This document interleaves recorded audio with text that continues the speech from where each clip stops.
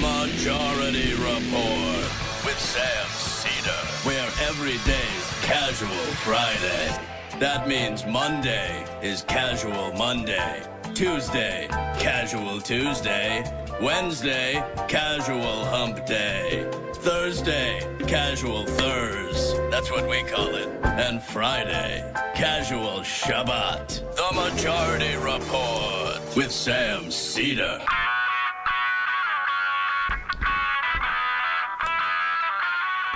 It is Friday, January 7th, 2022. My name is Sam Seder. This is the 5-time award-winning Majority Report. We are broadcasting live steps from the industrially ravaged Gowanus Canal in the heartland of America, downtown Brooklyn, USA. It's Casual Friday, folks. As evidenced by my soft-collared shirt. Joining us on the program today,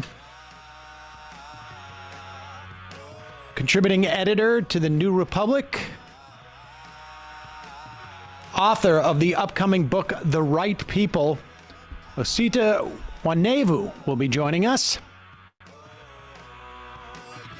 Also on the program today, Judy Gold shall be here. Also on the program today, Supreme Court hears vaccine mandate cases, I believe as we speak. Maybe they've taken a quick break. Unemployment down to 3.9%, but that's pre-Omicron. Republicans run away from the ceremony yesterday to honor those who protected them on January 6th. New infections top 600,000 daily, as hospitalizations are set to hit a new peak. U.S. Postal Service prepares to send 500,000 COVID tests from the government to the people for free. Canada bans gay conversion therapy. And sorry, not sorry. Oregon, you will not have Nick Kristof become your governor. All this and more on today's program. Welcome, ladies and gentlemen. It is Friday. Emma Vigeland enjoying her final day of vacation. That is, of course, until she comes back with COVID and then has to, I shouldn't say that. She does not have COVID, but she'll be testing and then we'll see. Hopefully she'll come back Monday or Tuesday. We shall see. Knock on wood. On the IM, left-handed stranger says, what's the deal with him always mentioning his soft-collared shirt? I assume the him is me. I don't know why they are addressing it as if they're talking to somebody else. But on Fridays, it's Casual Friday. And so I no longer wear the stiff collared shirt that I normally wear, and I wear a soft collared shirt. Now, if you want to be picky, you could look at my other collared shirts and say, like, they don't look that stiff, but it's just, I don't know.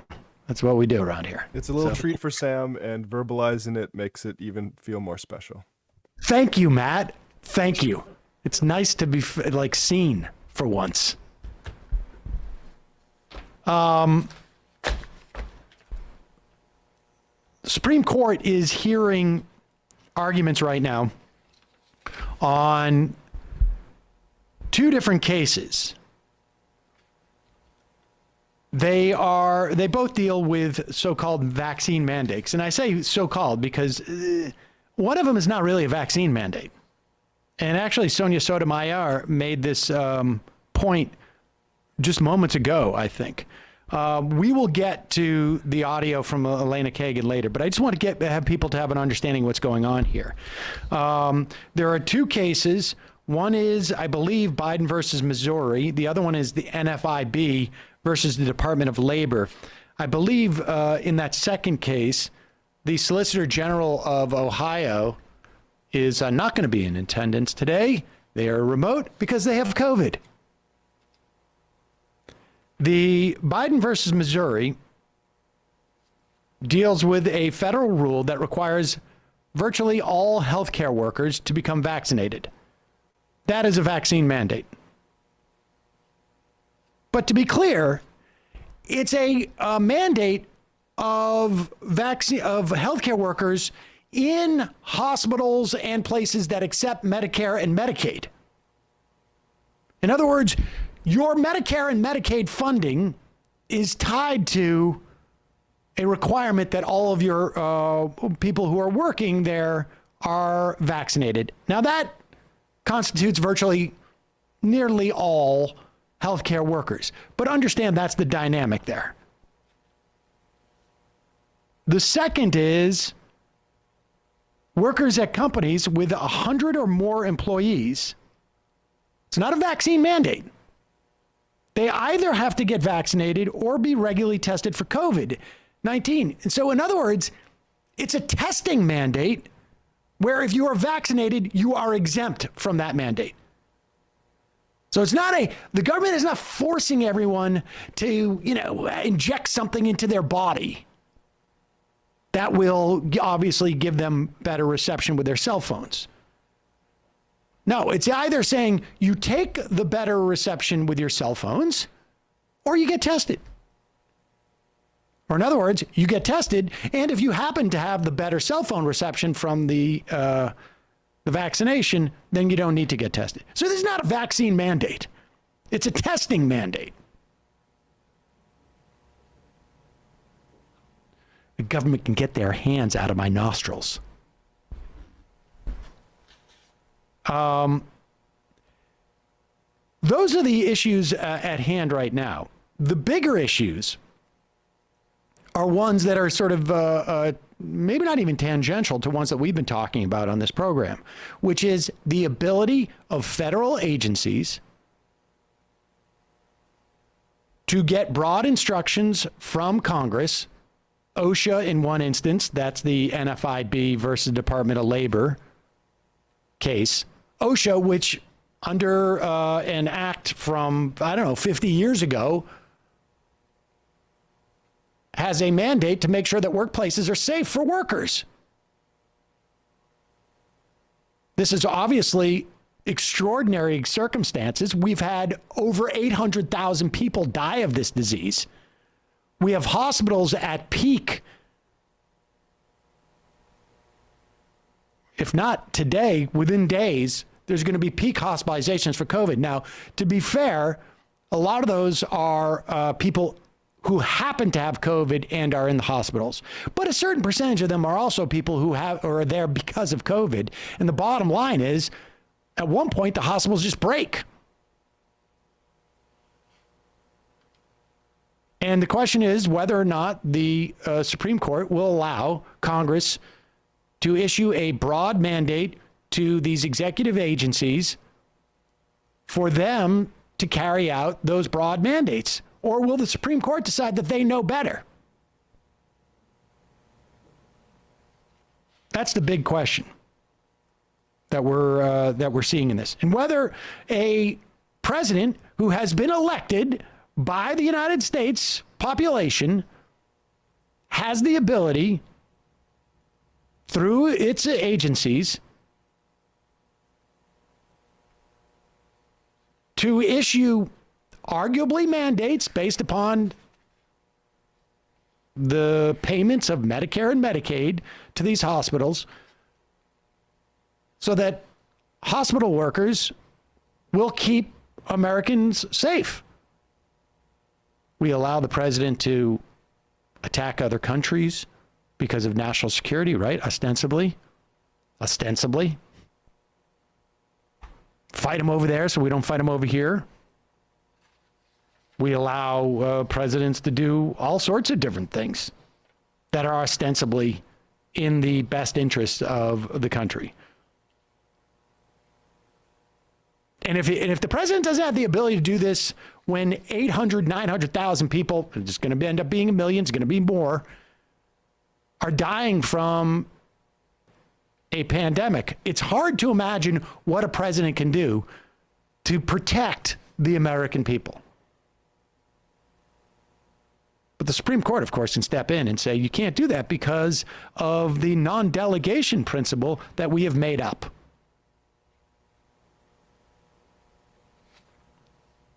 And so that's where we're at today. We'll play a clip from Elena Kagan, who really, I think, reacted to this suit, these two different suits, with the sort of drippy, you know, in between the lines disdain that you really should. It also brings up, you know, a good point about the sort of the nature of our democracy that Osita has written about in the New York Times. And I think his book is also sort of around that as well. We'll talk about that in a moment. But this is pretty stunning. Years ago on Break Room Live, I remember we did it was sort of a parody of a phone call that a congressman from Georgia called in to apologize to Rush Limbaugh. And it was sort of a parody insofar as, like, we just went a little further than the congressman did, but it was really embarrassing for the congressman. But you couldn't see his face. It was just a call in because Limbaugh was a radio show at that, you know, exclusively. And in fact, I think it was always.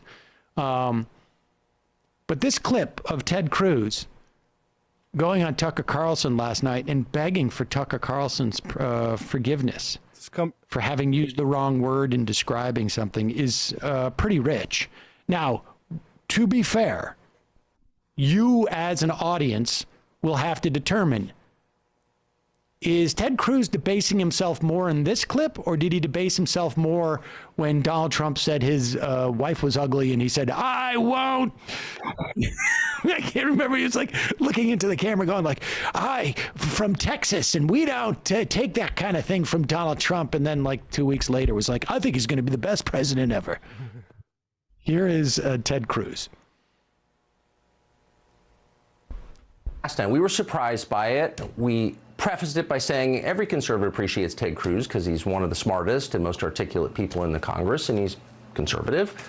But he referred publicly to what happened on January 6th as, quote, a violent terror attack. Here it is. We are approaching a solemn anniversary this week, and it is an anniversary of a violent terrorist attack on the Capitol, where we saw the men and women of law enforcement demonstrate incredible courage, incredible bravery, risk their lives to defend the men and women who serve in this Capitol. Senator Cruz was game enough to come on tonight. We appreciate that. He joins us now. Senator, thanks so much for coming on.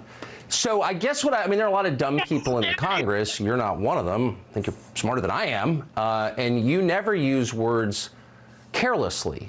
And yet you called this a terror attack when by no definition was it a terror attack. That's a lie. You told that lie on purpose, and I'm wondering why you did. Well, Tucker, thank you for having me on. When you aired your episode last night, I sent you a text shortly thereafter and said, listen, I'd like to go on because the way I phrased things yesterday, it was sloppy and it was frankly dumb. And I don't buy that. Whoa. I don't buy that. Look, I've known you a long time, since before you went to the Senate. You were a Supreme Court contender. You take words as seriously as any man who's ever served in the Senate. And every word you repeated that phrase. I do not believe that you used that accidentally. I just don't. So, Tucker, as a result of my sloppy phrasing, it's caused a lot of people to miss. Tucker.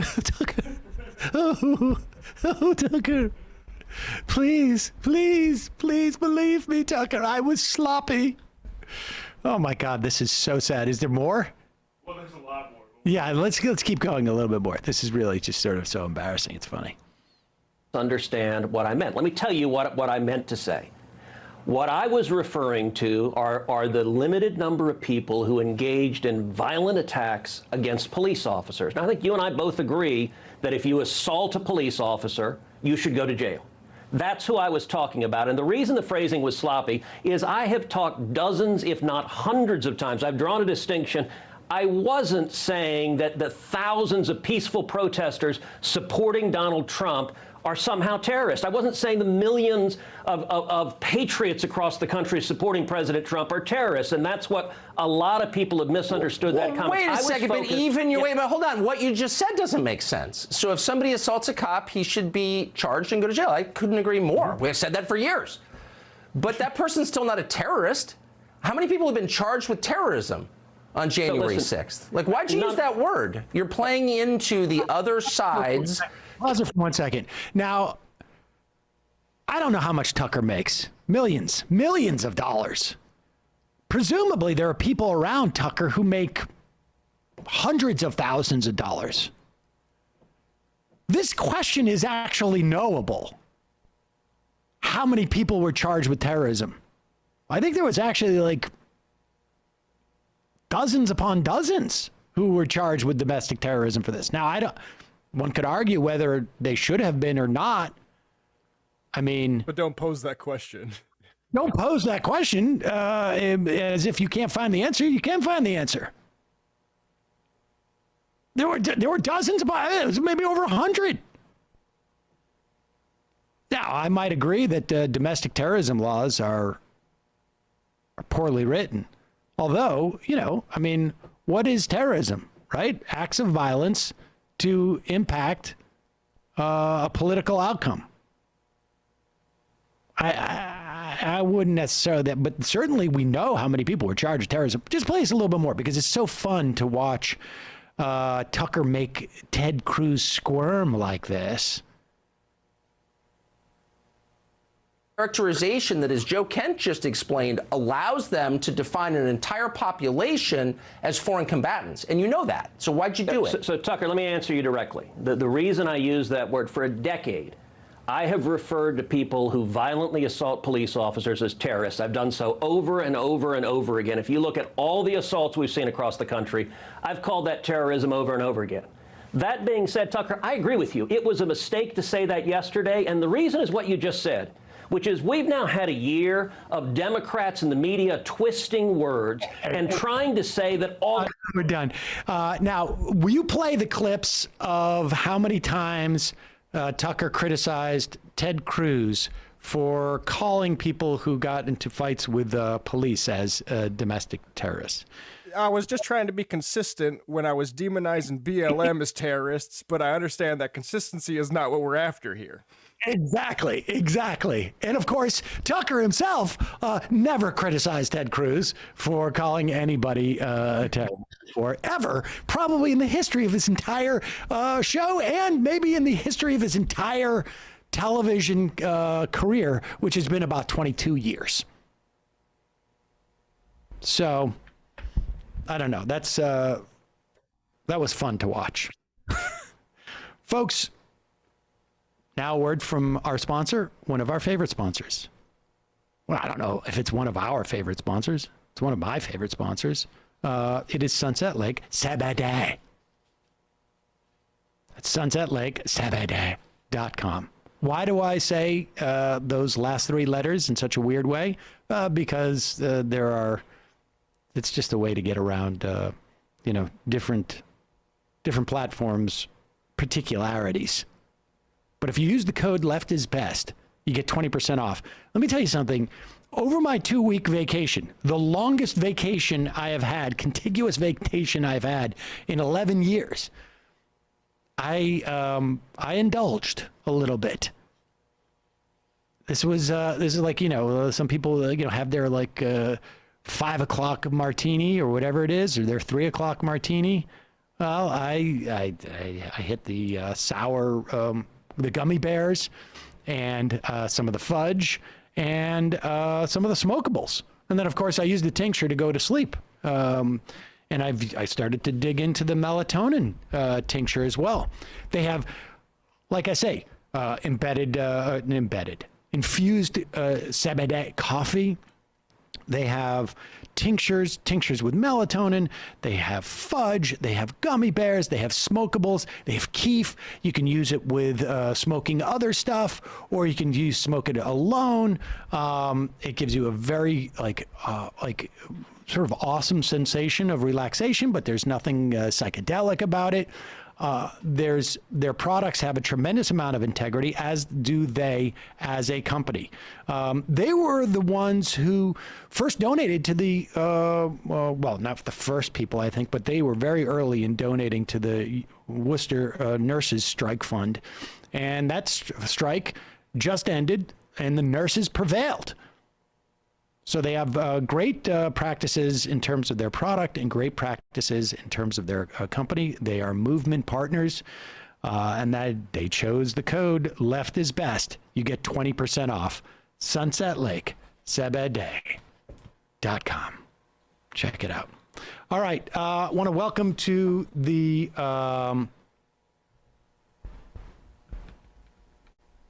I want to welcome to the program Osita Nwanevu. He is a contributing editor at The New Republic and author of the upcoming book, The Right People. Osita, great to have you come on. Appreciate you joining us.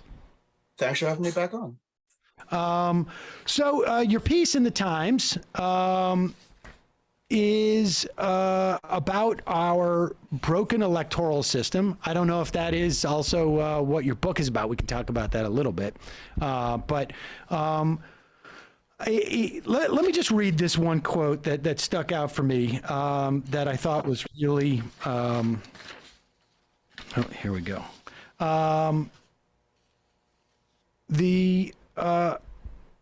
Here it is.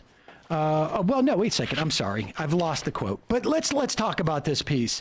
It's our institutions that have helped produce the violent outburst that we saw on January 6th by building a sense of entitlement to power within America's conservative minority. Will you explain what you mean by that?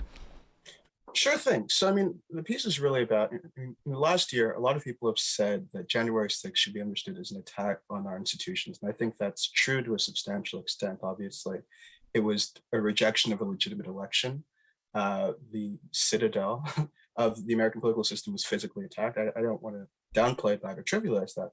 What my piece is really about is the extent to which we can also understand January 6th as being the product of our institutions. There's one obvious way in which that's true. Donald Trump was the president in the first place because in 2016, the Electoral College system put him into the White House over the will of the American electorate. He stayed in office because there are such high barriers to removing the president from office. But also, as you say, I think that there's an extent to which, sure, go ahead. Give you 1 second, because this also really struck me, because I've been talking about this probably 5 years, and it never really occurred to me. You wrote, the most important fact about the Trump era, and it's true, when I read this, I was like, how did I never actually just sort of like this congeal in my mind? The most important fact about the Trump era, though, can be gleaned by simply examining his vote tallies and his approval ratings. At no point in his political career, not a single day, has Donald Trump enjoyed the support of the majority of the country he governed for 4 years.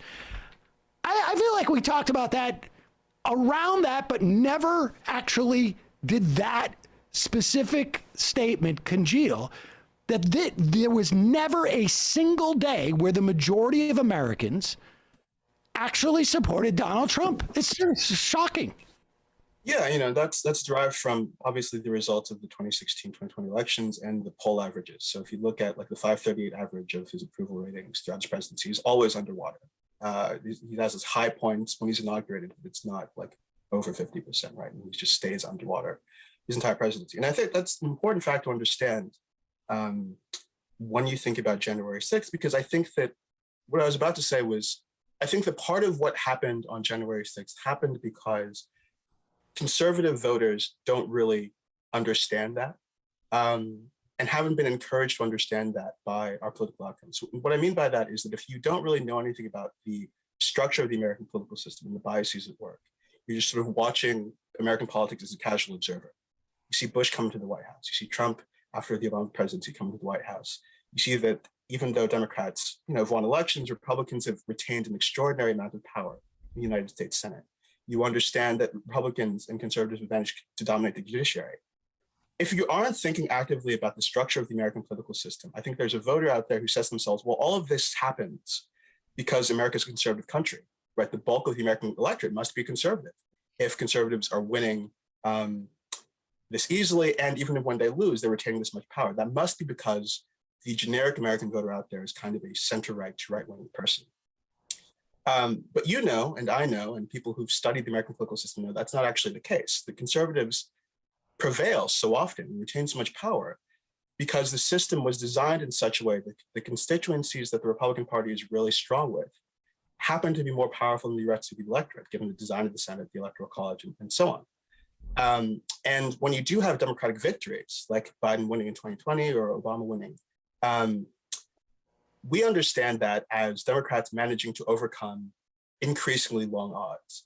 I think that for the voter who understands the bulk of the American electorate as conservative, they instead tell themselves the story that, well, there must have been fraud afoot, like something underhanded must have happened in order for the rightful American majority to have been defeated in this way. And they start reaching for these other kinds of explanations, whether that's importing a new electorate through immigration or voter fraud in American cities. Like they start telling themselves these stories to explain why the bulk of the American public, as they understand it, has lost. And I think that's part of what drove people to do what they did on January 6th, the sense that the left has cheated what they understand is a conservative country away from its rightful place in power in the American political system. And we'll talk about sort of the other forces that helped sort of, I guess, as a catalyst for that. But this idea, you're also right, and this is also, Republicans in the Senate haven't represented a majority of Americans since the 1990s, yet they've controlled the chamber for half of the past 20 years. And of course, we've talked about this quite a bit. And you're right, in 2012, the party managed to take control of the House, even though Democrats won more votes. We talk about this. We talk about Wisconsin, where Democrats can win 53% of the vote in the state elections, and that garners them only 35% representation in the state House. We talk about that as an injustice, but we never talk about what it does to the mentality of people who just assume that, who don't know those details. As much as we talk about them here, you laid them out in a very sort of stark way, and it creates this sort of mass delusion, I guess, amongst people. And why? What happens, do you think, with that lack of sort of humility of losing an election? Do you know what I'm saying? We see one end of the delusion, which is, we must be a conservative country. That's why we win so much and control so much. Is it just the absence of that humility, or what? It creates this delusion, I guess, amongst a certain number of people. And of course, it's promoted by the entire Republican Party. Right. So I think there are two other effects we're thinking about. One is political extremism, right? So if it's easier for conservatives to win elections and to stay in power, that means that there are fewer consequences for using kind of extreme and inflammatory rhetoric, right, on the right than there are on the left, because you're not having to appeal to as many people, and you're not having to, appeal to sort of more liberal voters, and in the way that the system is designed and set up. So, somebody like Donald Trump and his functionaries in the House and the Senate, they have an easier time getting away with saying crazy stuff than, the equivalent politician on the Democratic side would. And that's something I think that leads to more extreme outcomes. You have these people who are just sort of flamethrowers being elected to Congress, and it's just sort of staying there because it's just easier for them to stay there. So that's one consequence.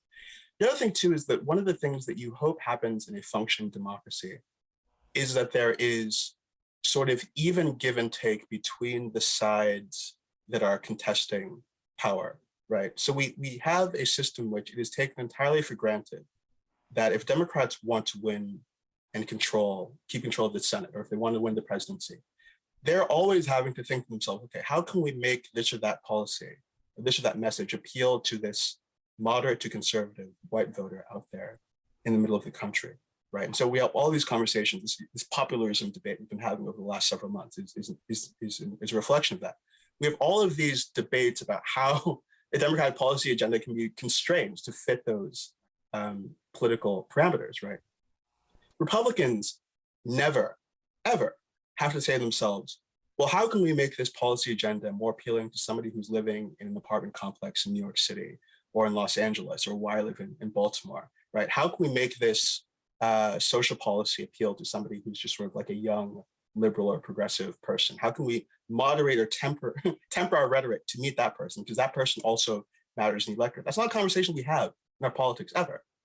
And so that creates, I think, a real unevenness in the extent to which both sides have agency and control over the policy agenda that they put forward to people. You have one side that is always having to constrain, confine, reduce their ambitions, and another side that doesn't have to as much, just because, again, they have an easier time winning elections. And even when they lose elections, as we see now, Democrats nominally have control over the Senate and nominally have control over the House, but Republicans still retain enough power, given the design of the system, that they're functionally filibustering the whole agenda, and Democrats have to figure out what to do about that, right? That's something that distorts our political outcomes and distorts even our sense of what we can propose on the left and on the progressive side. If we had a healthier democratic system, that wouldn't be the case as much, I don't think. I want to go back over the first consequence and then come back to that second consequence in terms of, like, what we can do about it. But that first one, in terms of the extreme rhetoric and how it promotes that because they don't have to get a fair or a broader based amount of support, and because the Republicans are so homogenous in many respects in terms of like who they represent. There was people were sort of amazed that, like, they didn't show up yesterday. I mean, we just played that clip of Ted Cruz, bemoaning the fact that there were some terrorists who attacked some police officers who were protecting them. And then, of course, within 24 hours, he's apologizing for saying that on Tucker Carlson. But none of the Republicans showed up at that ceremony yesterday, except for Dick Cheney, which I want to just get to, because that to me strikes, I think maybe fits in the second consequence. But they don't need to show up at that because of that very reason, right? I mean, they don't need to do any of the performative things that, one would expect an American politician has to do because of the nature of the American electorate. They don't have to do that because they can win with 45%, maybe less, and never have to get above 50%. I mean, 40 million more people voted for the Democratic 50 senators than the Republican 50 senators. It really is stunning. Yeah, I think that's absolutely right. And I think that the reaction to January 6th, you're right, is exemplifies that divide. The fact that you have Ted Cruz having to grovel to Tucker Carlson, I'm sorry I called this person who tried to cop a bad word and a bad name. That's reflective of exactly that. Ted Cruz is beholden not to, the broad public. He doesn't have to appeal to somebody like me or somebody who lives in the city that I live in. He has to appeal to the kinds of people who watch Tucker Carlson, and that's something that, as I said before, is only going to coarsen and radicalize the kind of rhetoric we see coming out of the right. And it's something that's going to lead to more political violence. One of the things I say in the piece too, I can't remember exactly how I put it, but I think it's something like January 6th was not the first or the deadliest attack caused by this mentality that I'm talking about. The thing that I was referring to there is actually the Pittsburgh shooting, which, as bad and as terrible as January 6th was, that shooting really sticks out in my mind as maybe the lowest point in the Trump presidency. And to my mind, it was a different kind of attack. It was a different kind of event, but it was also triggered by the same kinds of anxieties, right? You had somebody who had heard a lot of conservative rhetoric about migrant caravans and Democrats usurping the conservative polity, and decided to take it into their own hands to sort of kill people who we thought were sort of behind all of this, right? But that's reflective of that same anxiety that I'm talking about, the sense that on the left or in the Democratic Party, there are people who are working to undermine power for the sort of great conservative bulk of the country who really deserve it and who really constitutes what America really is. that leads, I think, not only to attacks on politicians and the political system, like we saw on January 6th, but also, as we saw in Pittsburgh and we've seen in other cases, it's something that probably is a recipe for violence in all kinds of aspects of American life. And, you know, there are books coming out now, people are talking about, you know, is there going to be like another American Civil War? I wouldn't put it that way. That's not really what I think. But I do think that there have been points in American history where we've seen a lot of low-level political violence. You can think about the late 1960s and early 1970s. You can think really about, you know, sort of the antebellum period of American history. That's just sort of part of our history as a country. And I think we could be moving to a place where, because we have all of these distorted, or the right has all of these distorted ideas about what America really is and who really matters, you know, I think they're going to take more and more radical action to cement power from their perspective and to sort of protect themselves from what they perceive as cultural threats. And I think that's very troubling and something that's exacerbated by extreme rhetoric coming from politicians who don't have to appeal to a broad electorate. How much? I mean, you know, when you say how they feel they're under attack by cultural threats, there is a conservative mentality that I think is about is really founded in grievance, and I think it is exacerbated by the fact that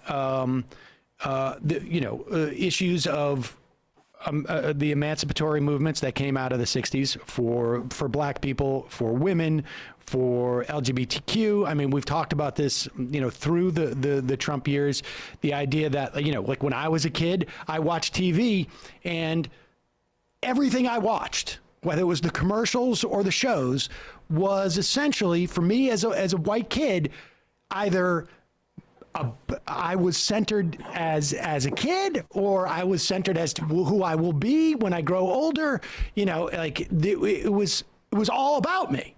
And then I grow older, and all of a sudden, it's like, wait a second, my mom or my sister is in the center of this TV show, or, you know, I'm not the guy getting the Cialis in the ad. It's a Black guy getting the Cialis. Like, I'm no longer, you know, like there is a loss. My loss of privilege on some level, or my loss in terms of being centered in everything, dovetails with this sense that there's no way the Barack Obama could be elected or Joe Biden could be elected because, you know, we have this control. Like, is that a coincidence? Like the fact that, I mean, it dovetails so nicely that essentially the party of mainly white people, vast majority, I know that's not even a relatively controversial statement, is able to win, is still able to win with less votes across the board in many, many arenas. And when that doesn't happen, they feel aggrieved, which also dovetails with this sort of like cultural aggrievement. And it's on one hand a coincidence, on another hand, it is like, was it just sort of like dumb luck that they stumbled upon this, or how does that relationship happen? Yeah, I mean, I think they are related. I don't think there's a coincidence that over the last year and a half, especially, you've had a lot of conversation on the right about quote unquote woke capital, right? The sense that the major corporations are trying to ram certain cultural ideas down the throats of conservative people. You know, they see things like companies making statements after George Floyd's killing, you know, in support of Black Lives Matter, and they say, well, this is a conspiracy to make Black Lives Matter a thing, you know, that's being done by underhanded wealthy people.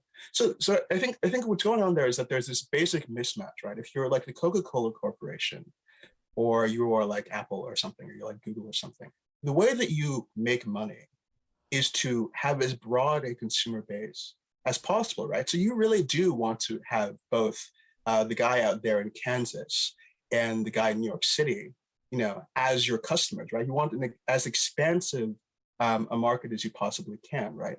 And so to appeal to the bulk of the country, those companies have made this calculus that, like, actually, most of the consumers out there are people who are kind of like favorable to or sympathetic to Black Lives Matter. So we're going to put out this press release that says that we're for it too. But again, if you're conservative who has this understanding of the country that like, oh, well, actually, mostly people are conservative, that's why we have these political outcomes that we have, you see that, again, as a kind of underhanded conspiracy that has to be explained away with these crazy theories. And I think that's another reflection of this mentality that I'm talking about. If you see that most of the country is conservative, you also then begin to explain these cultural shifts and what corporations are doing in terms of liberals exerting their power in underhanded ways. Now, I happen to think that the Coca-Cola Corporation does not really give that much of a damn about Black people or ordinary people. Now, again, this is a play for markets. This is about money. You know, a lot of the companies will say those things and donate to Republican politicians who are suppressing the right to vote and doing all this stuff. You know. But they, as Soros, it's not George Soros pulling the strings, and it is just simply, this is our branding right now. No, it is the fact that unlike within the American political system, to make money as a major corporation, you really do have to appeal to a broad consumer base, right? And corporations are doing that. Politicians are not doing that because they have different incentives. And so conservatives are trying to make sense of that divide in increasingly crazy ways, if that makes sense to you. You know, they have this conspiratorial mentality that explains how both of those two things can coexist: a political system where they get their way, and a culture where they're not getting their way. And they're sort of unifying those two ideas under the assumption that when liberals prevail either in politics or in culture, there is some kind of conspiracy happening behind the scenes that they have to investigate and interrogate. Let's talk about the second consequence that you had, when the Democrats have some type of power, they've got to play to, they're not their voters. And this is echoed in the media in many respects. We saw it in the notion of like how many times the New York Times went to, any particular diner to interview ostensibly a swing voter who ended up being a Republican operative or something to that effect. But how much of also is it like, I think we saw this when Biden insisted upon letting the Republicans come in to negotiate the Build Back Better. And then when that didn't work out, sort of blessed the Portman cinema thing, as opposed to just sort of saying, like, we're going forward with this. If you guys have a proposal, put it on the table now, but I'm not going to sit around and wait 3 months for you to do this. And instead they did that. And we're at where we are today. But also, like, why is Dick Cheney there yesterday? Like, honestly, like Dick Cheney is a war criminal. Like, how do you communicate to the American public that there is a problem with the Republican Party when you allow the worst example of the Republican Party to show up on this day where you're trying to argue that, like, you want to talk about threat to democracy, every principle like thought out plan that was a threat to democracy literally came from Dick Cheney over the course of his 40-year career in the executive branch. Yeah, no, I think that's absolutely right. I mean, I think so. Democrats are hard. I mean, I think that on some level, for a lot of people, the trying to appeal to the moderate to conservative sort of white voter out there in the middle of the country, I think for a lot of people, that is genuinely something they see as a matter of political necessity and a matter of political strategy. But I also think that there are people who sort of normatively believe that that's how American politics should work, just sort of in principle, detached from questions of political strategy. I think that there are people who have internalized the sense that the way that the Senate works and the way the Electoral College works is actually kind of fair. And, is what was intended by the founders. And so if we have to, as a consequence of this, appeal to Republicans, that's okay, because in principle, apart from this question of political strategy, that is how a functioning republic should work. I think Joe Biden is one of those people. right? So Joe Biden now is entering into these conversations about, well, maybe we should move to a talking filibuster and blah, blah, blah, because he's having so much trouble getting his agenda through. But Joe Biden doesn't have a problem with like equal apportionment in the Senate. He said he doesn't really think the Electoral College is that big of a deal, right? He's somebody who I think believes these institutions are fundamentally kind of fair and just. And I think that's it doesn't sound like, but that is ultimately the explanation of why Dick Cheney is there, right? You have all of these background reasons why I think a lot of Democratic elites have been given to a conception of politics where you really do actually have to, not just because it's strategically important, just because it's the right thing to do, find willing partners on the other side to bring in and to sort of valorize and to make compromises and deals with. And if Dick Cheney happens to put out a press release on January 6th saying, attacking the Capitol is bad, well, he's now somebody that you have to bring into the coalition and praise for doing sort of the lowest common denominator thing. I'd be remiss too if I didn't also say that I think that money is part of this too. So I think that one of the reasons why you have Democrats who like the Senate and the way it's set up and like the Electoral College and the way they set it up is because they're just sort of economic moderate to conservatives. And they understand that the way the system is designed constrains progressive policymaking, right? It's hard to do Medicare for all. It's hard to implement, large-scale climate policy, and it's hard to bring power from the corporations back to the people if you have to go through all of these hurdles. And they happen to think that the existence of those hurdles is good for that reason, right? So I think that's the nexus of three things that I think work with the Democratic Party: the strategic concerns, the concerns about principle, and then just the extent to which the design of the system has been very good for a lot of donors and corporations that the Democratic Party relies on, and certain people in the Democratic Party think it's their job to serve.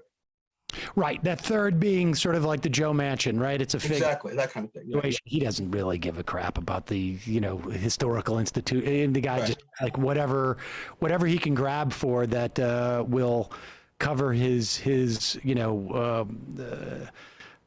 I'm trying to come up with some metaphor for why you would use a fig leaf, but it's really just sort of his corporate largesse, as it were.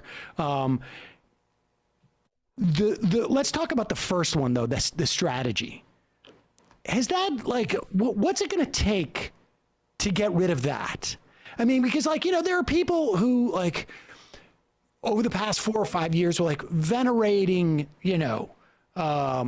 God, I can't even remember his name. The Axis of Evil speechwriter. I can't from. Yeah, and just sort of all these these political commentators or the Lincoln Project or this and that, because theoretically from a strategic standpoint, this is the way that we defeat Donald Trump, and there's really no evidence of that. I mean, maybe they can go off if David Frum wants to go and find a constituency and get them to vote against Donald Trump. Go with God. But does he need to be platformed and venerated by Democrats just from a strategic standpoint? Just that doesn't. Are we there yet where Democrats who are, to the extent that there are any Democrats who are, genuinely I just did this cynically out of strategy, where they realize this is not a strategy to win anymore? I mean, when do we start to see these two, the third cohort, like the Manchins, they're always going to do this and for as long as they could.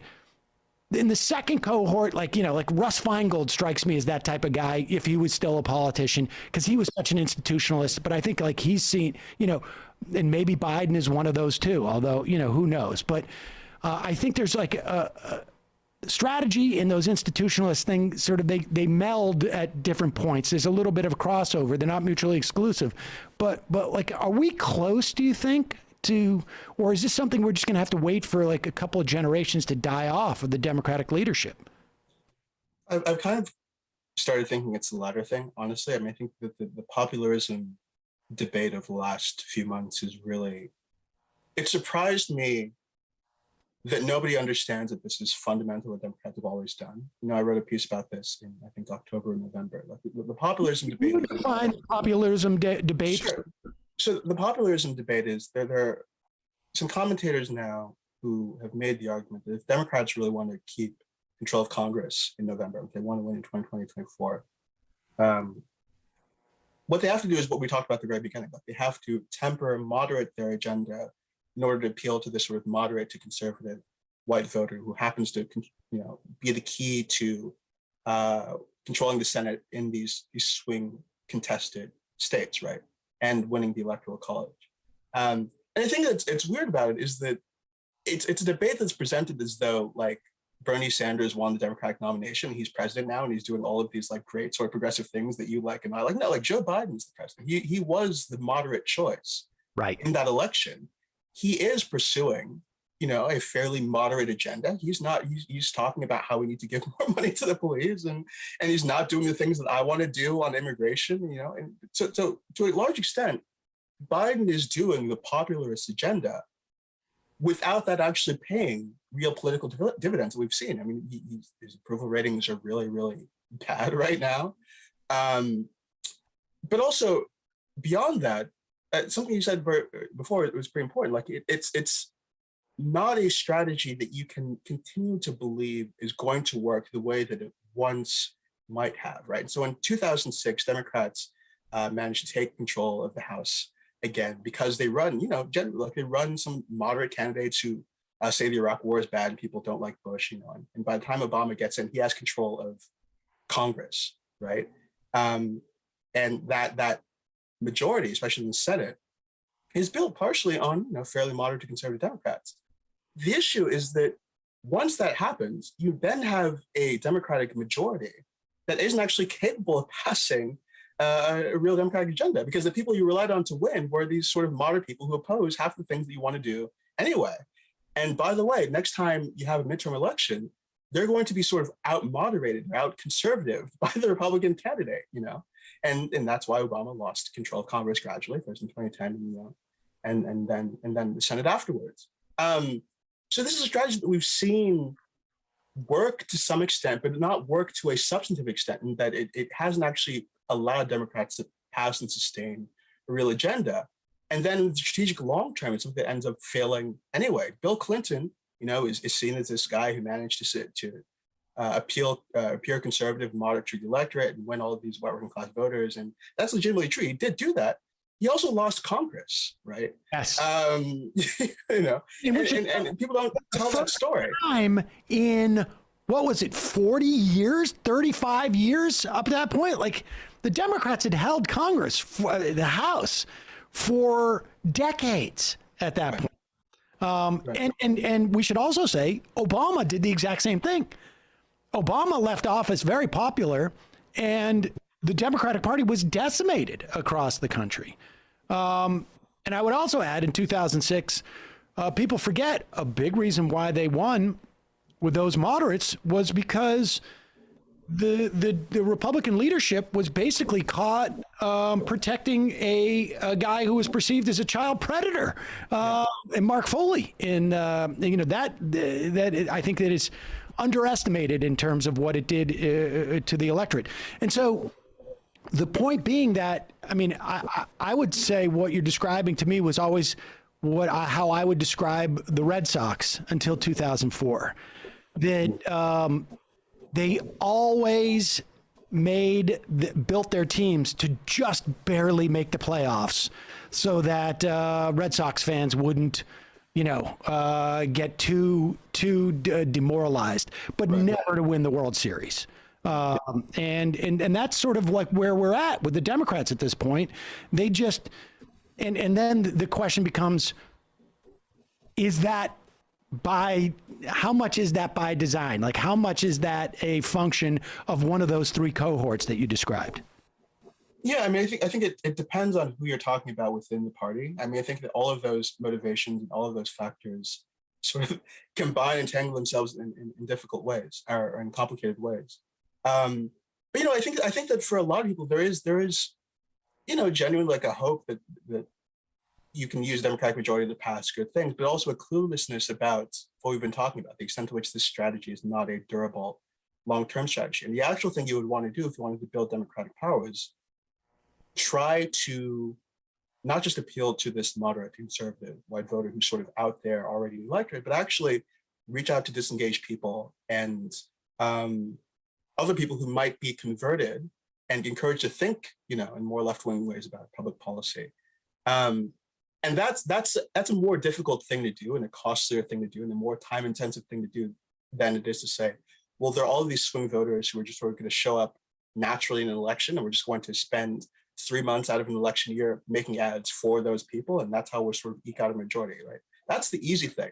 The harder thing to do is, and I think I've talked about this when, in the previous appearance here, the harder thing to do is to do what the conservative movement did in the 60s and 70s, which is say to themselves, look, like, most people in this country are not as conservative as we want them to be. People actually feel pretty good about government and what it's capable of doing. And so if we actually want to win political power, we have to get out there and actually change people's minds and to build a conservative electorate. It's going to take a long time and it's going to take a lot of money. But if we make that investment, a decade and a half from now, we could be in a position of more political power than we have now. And that's what they did. Barry Goldwater is demolished in 1964. Ronald Reagan is elected in 1980. In between those two elections, they did what it took to build a real movement in this country. And it wasn't just about making ads in a given campaign. It was about building out political infrastructure, right, that would sustain them for a long term. And those organizations still exist, many of them today, and are still influencing our politics today, right?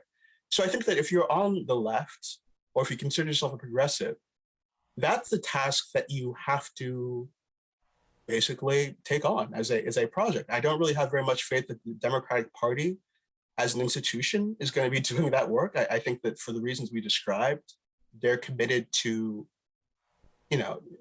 politics as we've experienced them over the last several years. I don't see them really deviating from that strategy. But you have to hope that independent political organizations and organizing on the left is capable of doing that infrastructural work, even if the major party you would hope to have on our side isn't going to do it. I don't know if we're actually going to. I don't know if we're actually going to do it. I don't know if we're capable, but that's what you have to hope for. It's funny. Yesterday I interviewed Adam Hilton, who has written a book about the Democrats and the sort of hollowing out of the party infrastructure, really since the early 70s. Where they're, in contrast to the Republican Party, which had built up an infrastructure and then ultimately married it with this conservative Christian movement, and that's what ended up being their recipe for success. There is no apparatus for the Democratic Party at this point. Unions went away, and there was no sense during that long run in which Democrats were winning in Congress, in the House seats, that they needed to build any type of infrastructure on the ground. I don't know if it's DSA or some other sort of surrogate organizations that would build this, but that's where we're at. And I think your piece really placed January 6th in a very enlightening way. I really appreciate it. And Osita, I really appreciate you coming on and talking to us about it. Hope to see you more soon now that you're done with that book. I've just started it, actually. What? That book is in its early stages, yeah. It is? But at some point, I'll be happy to come on and talk about it more. Okay. Absolutely. Right. Well, we look forward to it. Thanks so much for joining us. Really appreciate it. Thanks for having me. Check out, you have a newsletter as well, right? That's right. And I think you can probably just link to it somewhere. All right. We will link to it at majority.fm. Thanks so much again, Osita. Thank you. Bye. All right, folks. Is she here already? I thought we were going to have time to chit-chat, but no. Dame Judy Gold. Wait, who am I thinking of that refers to that? Is here. Of Judy Dench, I think. Judy Dench. Boy, don't we have some music? I don't know. I didn't equip Bradley for the guest panel. What? Oh my God. Judy, what's going on, Judy? Is somebody vacuuming where you live? No, because of my hair. Let me tell you something.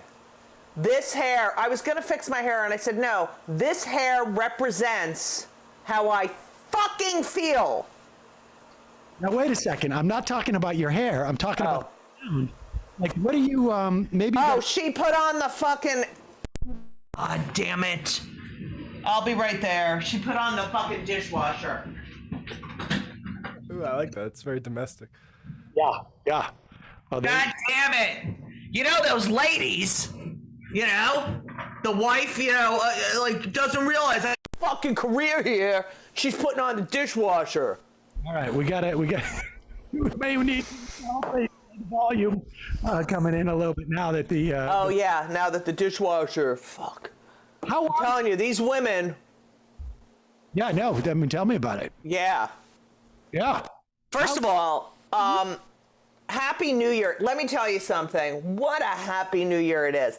And, you know, my partner, my lover, Elisa, turned 60, so I have to find... on New Year's Eve, and so now she's way too old for me, so I have to, yeah. New Year's Eve? Her birthday's New Year's Eve. Holy crap. Does that put a lot of pressure on things? Well, I hate New Year's Eve. I think it's the stupidest fucking holiday. It's like... amateur hour. It's ridiculous. And you remember doing stand-up on New Year's Eve? It was like... yeah, with the fucking screaming and it was just like, why am I? And it was, the money was so good, you had to do it, and that should have been the harbinger of things to come. Doing stand up on New Year's Eve. What do you mean? I mean, those people who would attend the shows on New Year's Eve are now running the fucking country. Those people who sat there screaming, like would pay extra money to see a comedian and not listen because in 24 minutes it's going to be midnight. That's who's running this country right now. So there's that. So there's New Year's. There's and I don't. You know what? As a Jew, I kind of feel like Rosh Hashanah is the real New Year. Yeah. Because.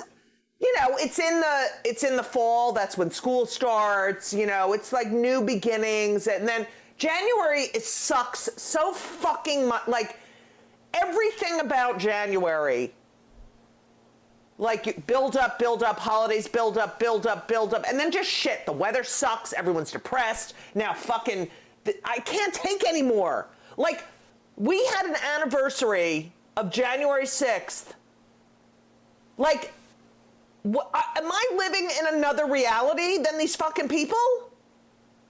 Well, wait, be more specific. Are you saying that, like, why are we having an anniversary of January? No, that they don't even fucking show up, these motherfuckers. They don't even acknowledge it. It's a little bit odd. That the Republican Party didn't feel like they needed to sort of recognize that there was... But everyone except for Liz Cheney, who I used to I really hated Dick, not a fan. Not a fan of Liz, but... We can still hate Lin Cheney. No, Liz. We can still hate both Cheneys. Okay, here's the problem. I have respect for her, you know... I feel like she is the only... Well, I guess... forget it. Now I just take that whole thing back. I mean, look... Am I glad that there is some Republicans that can be used to leverage to make other Republicans seem unreasonable? Yes. Am I going to give her credit for just her branding, for her deciding that her brand is better suited one way than another, and she made a bad bet? And if she could, there's no doubt in my mind, if she could have seen into the future and realized that she was going to be alienated from the party, that she would have chosen the other way. But she had to go down this road that she couldn't reverse. And so this is where she's placed her bet. But she doesn't get my respect for that. She's still a piece of garbage. And so is her father. And her father. First of all, why he has that, it's COVID, okay? He has a fake heart. He never had a heart, but now he has a fake. How do these people survive like this? Of all the people who should have passed away. What about how Trump drinks, I can't even say, Diet Coke, eats shit, how, if if I did this, I would be massive heart attack, massive stroke. I don't know. It's Okay. not. It's unjust. It is patently unjust. So how are you dealing with this Omicron thing? Are you just basically? It's so great. It's so great, Sam. First of all, I want you to know how hot you look with the beard. Okay. Thank you. I appreciate that. Yes. I mean, you're growing into, some people they age and, you're like, oh, he used to be good looking. It's just working for you. I just want to tell you that. Now, as a lesbian. Now, this Omicron, I just want you to know, one of my kids has had COVID 3 fucking times. What? His girlfriend has had it 3 fucking times. My other son's girlfriend's had it twice. I didn't know you could do that. That you could get it 3 times. Well, Twice. I've never heard of people getting it 3. yes. So, and I got to tell you, I was Post-vaccination, or like were they vaccinated? Obviously they were vaccinated, but like. Well, one was right in like 2020 early. Okay, then like March of 2020. So that was the first thing before anything. Then in August, I guess it was, or September of 2020-ish, I think. Right. They both got it, September, October, and then they just got it again, this Omicron, whatever, no one knows how to fucking say it. Wild type probably twice, but no Delta and 1 Omicron. Like, that's pretty good that you can hit variant. And but that, by the time they were boosted, except for Ben, my younger son wasn't boosted. He caught it. He had 2 shots, not 3. And now he can't get the 3rd because he got he has to wait 3 months. But all the other ones were boosted. Wow. And I was with them in the apartment, and I didn't get it. Why is that? I'm an Eastern European stock. Your kids aren't? Yeah. That was very funny, Sam. I like the way you took it. They got, I don't know. I have a really good immune system, but I'm also really careful, but it doesn't matter because everyone's really careful. But I can't believe I did a show on Christmas Eve. I wore a mask except on the stage. I didn't get it. I don't know why I'm tempting fate right here. What the fuck am I doing? Shut up, Judy. Are you canceled any shows since then, or what?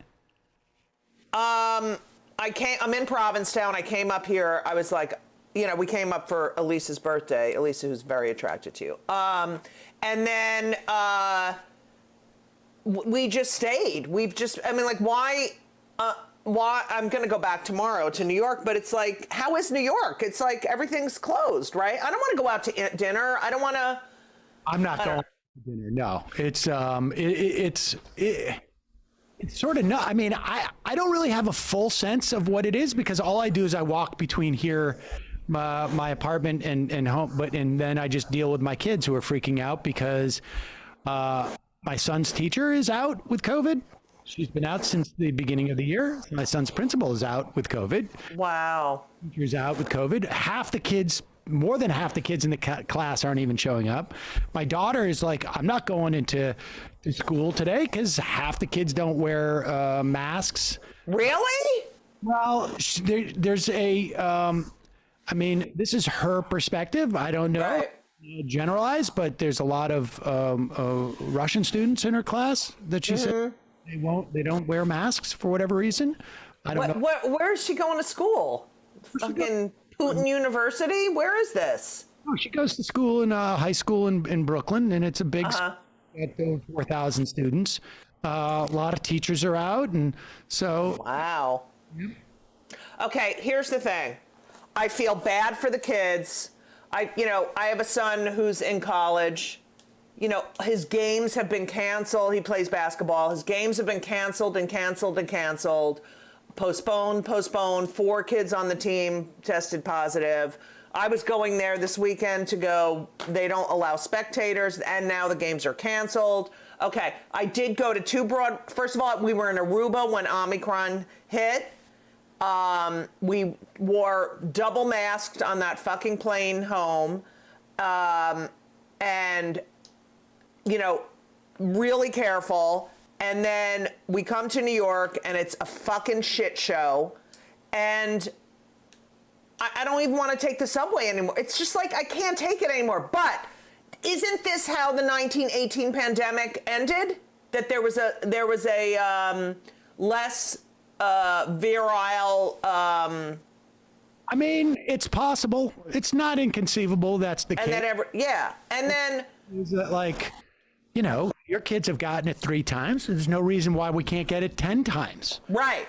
But I think, I don't know. It's just awful. It's just like you think you're moving forward, and then it's like, no, wait a minute. And then when I went to Broadway shows, they are so strict. They are so beyond strict. Broadway show.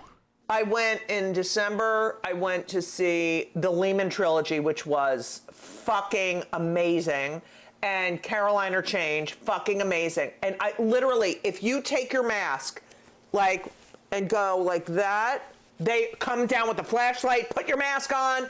You have to be boosted. They check everything. I was supposed to take my kids to a Little Shop of Horrors, and then the night before it got canceled because too many people had COVID. COVID, yeah. Yes. You gotta go to one-person shows, Sam. That's the only, yeah. My 8-year-old son is not a big I know, I'm kidding. Of one person. Okay, Sam. Here's the deal. I can't take this shit show anymore. We're on year 2. Year 2. So what are you going to do about it?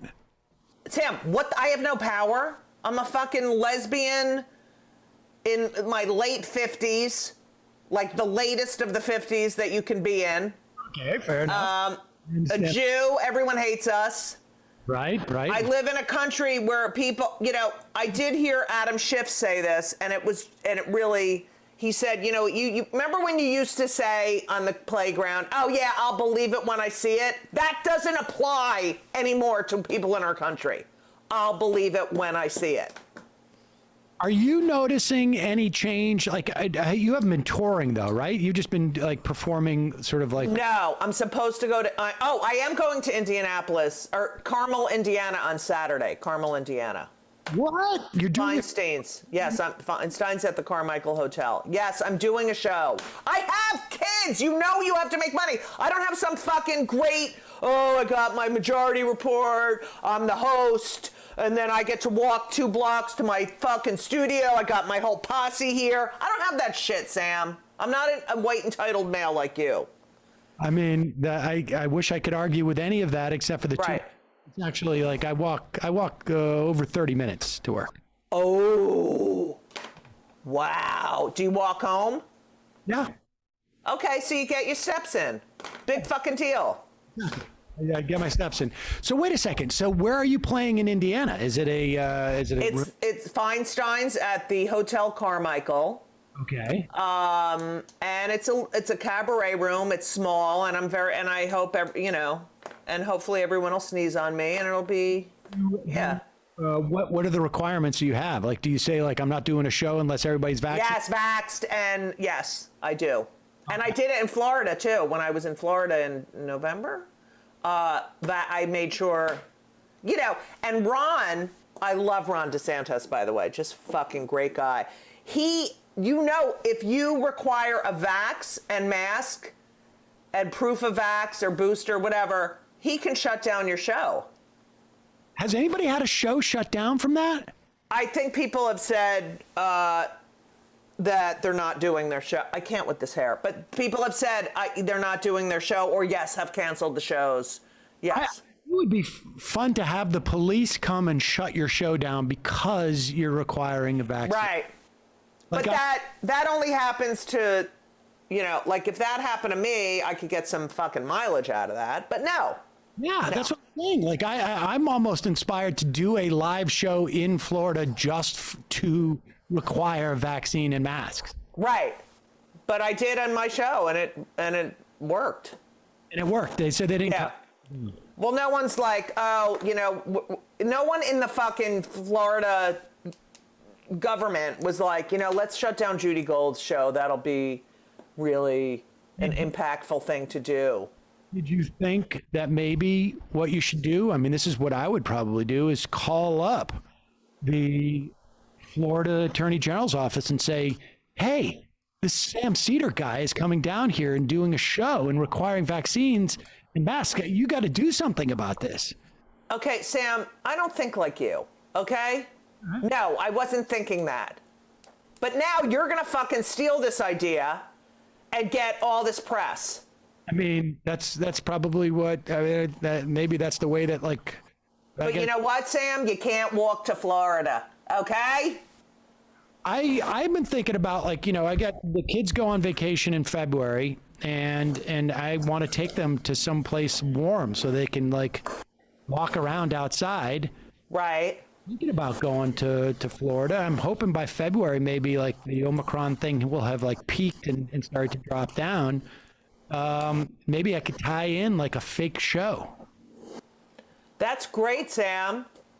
I think that's a really good idea. And you know what? Your kids, when you go on vacation, love it when the parents work. They love that. Well, I wouldn't actually have to do the show. I would just... Right, you would just pretend that you were having a show. Like say you didn't have a publicist, and then you would call and make believe you're your own publicist. Yeah, I would say, like, this is, what is it, Jim Miller? Wait, who was Trump's publicist that he faked he was? Was it Jim Miller? What, Matt, do you remember what it was? John Mayer. Oh, John Barrett. John Barrett. So you call up and say you're John Barrett. Hi, Matt. Or was it John Barron, I think? John Barron. I just said hi, Matt, and he fucking ignores me. It's like my kids. Hey, Judy. We just got an IM from Flairchild that said, Judy Gold's kid getting COVID like it's a new iPhone. That is hilarious. You know what? Can that person write for me? I was going to say, that's actually a pretty Pretty funny. If anybody goes and sees Judy at the Hotel Carmichael, you may see her deliver that joke. Hey now, and I'm not giving you credit. Sam, when am I going to be out of this fucking, like, I really thought once fuckface was out, right, I would go back to some sort of normalcy, but when is this fucking, are we going to have a civil war? What the fuck is going on? No, I don't think we're going to have a civil war, but I think it's going to be fucked up for a while. So, don't you think the Democrats are going to come out and vote because they can't fucking deal with these motherfuckers, even though they're gerrymandering? I don't know. I mean, I'm a little bit too close to these things to sort of get a sense of, like, what the average voter is thinking. I feel like a lot of people have sort of checked out of politics for the time being. Yes, I agree, because it's too fucking much. But here's the other thing I wanted to say. Yeah. You know when Biden was on the phone call and the fucking asshole is talking to him and says, let's go Brandon at the end? Yeah. Okay. So classy, by the way. Really classy. Really good role model for the kid. Like, fucking great guy. Anyway. Well, Judy, wouldn't you, like, if you were on the phone with Donald Trump, would you even say, let's go Brandon? The part that really seemed ridiculous to me was that the guy said, let's go Brandon, as opposed to, like, fuck you, Biden. Why not just say, like, I mean, if you were on the phone with Donald Trump, wouldn't you take the opportunity to go, fuck you, Trump, you asshole? Probably. I don't know. Yes. I mean, I would do more than fuck you, you motherfucking lying, racist, fucking piece of shit, misogynistic, fucking criminal, sexual predator, fucking dumb piece of shit, horrible parent, fucking, all right. Anyway, I mean, I would do, but here was the thing. So Don Jr., who is, I can't even, he's on his whatever, TikTok, fucking Instagram, saying, oh, he's so clueless. He doesn't even know what Let's Go Brandon is. And I'm like, Right, because he doesn't live in a fucking, the schoolyard of your fucking, middle school calling people names. Like, I'm glad he does. Like, I fucking hate them. Oh, he's so clueless because he doesn't know some stupid bullshit fucking trashy fucking let's go Brandon crap. I fucking hate everyone. He doesn't know the Q, the code for Q or whatever. Right. What's Q these days? How come we don't hear much about Q anymore? I know. Where the fuck is Q? And didn't Q say something about like, hey, this Q stepped something back? It stepped back a little bit. I'm sort of sad that we didn't that Q has gone away. Did you see that Hamilton thing, the January 6th Hamilton thing that they did? No. Did you see that? Did you guys see that? Bradley, did you see it? Oh, you did watch it yesterday? Yeah. It was yesterday? Yeah, Nancy Pelosi introduced Lin Manuel Miranda, and they sang a song from Hamilton for Jan 6. Did they really? Yeah, wait. We have the video if you want to watch it again. Oh, God, I need to watch that right now. You may have seen the wrong thing. I'm thinking about something different. What? Let's watch this. I didn't. Okay. To begin the conversation, we're privileged to have a contribution from one of the great creative talents of our time, Lin Manuel Miranda. May his beautiful words be an inspiration to us.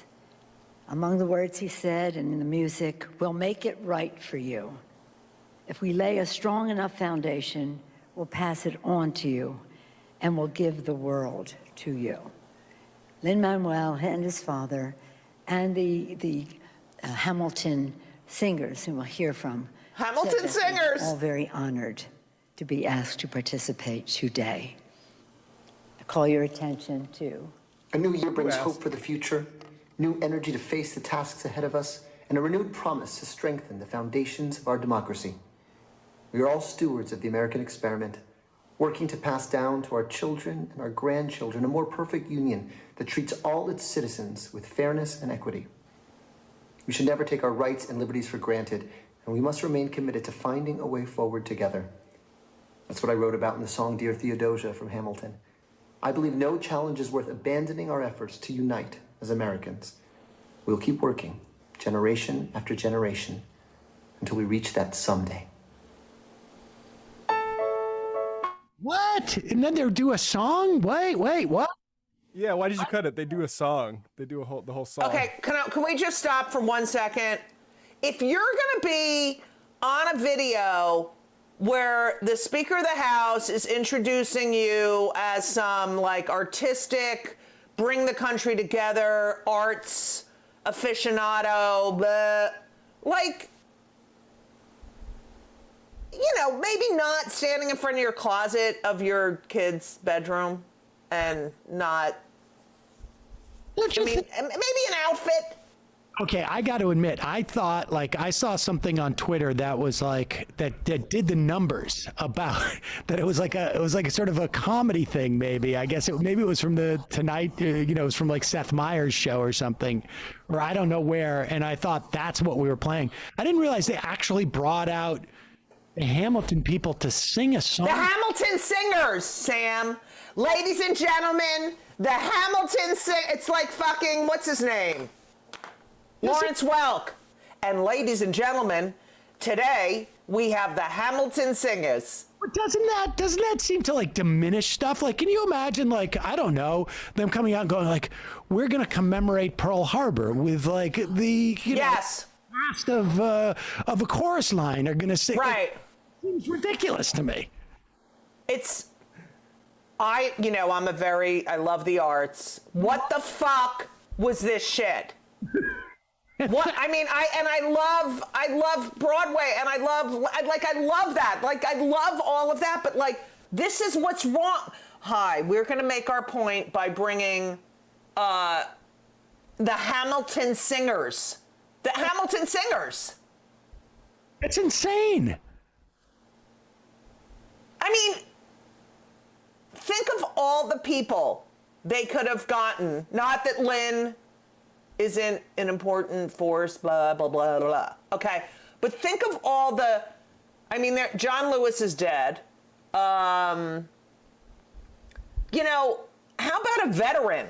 How about someone who fought and put their life on the line and fought for our constitutional right? Like, how about that?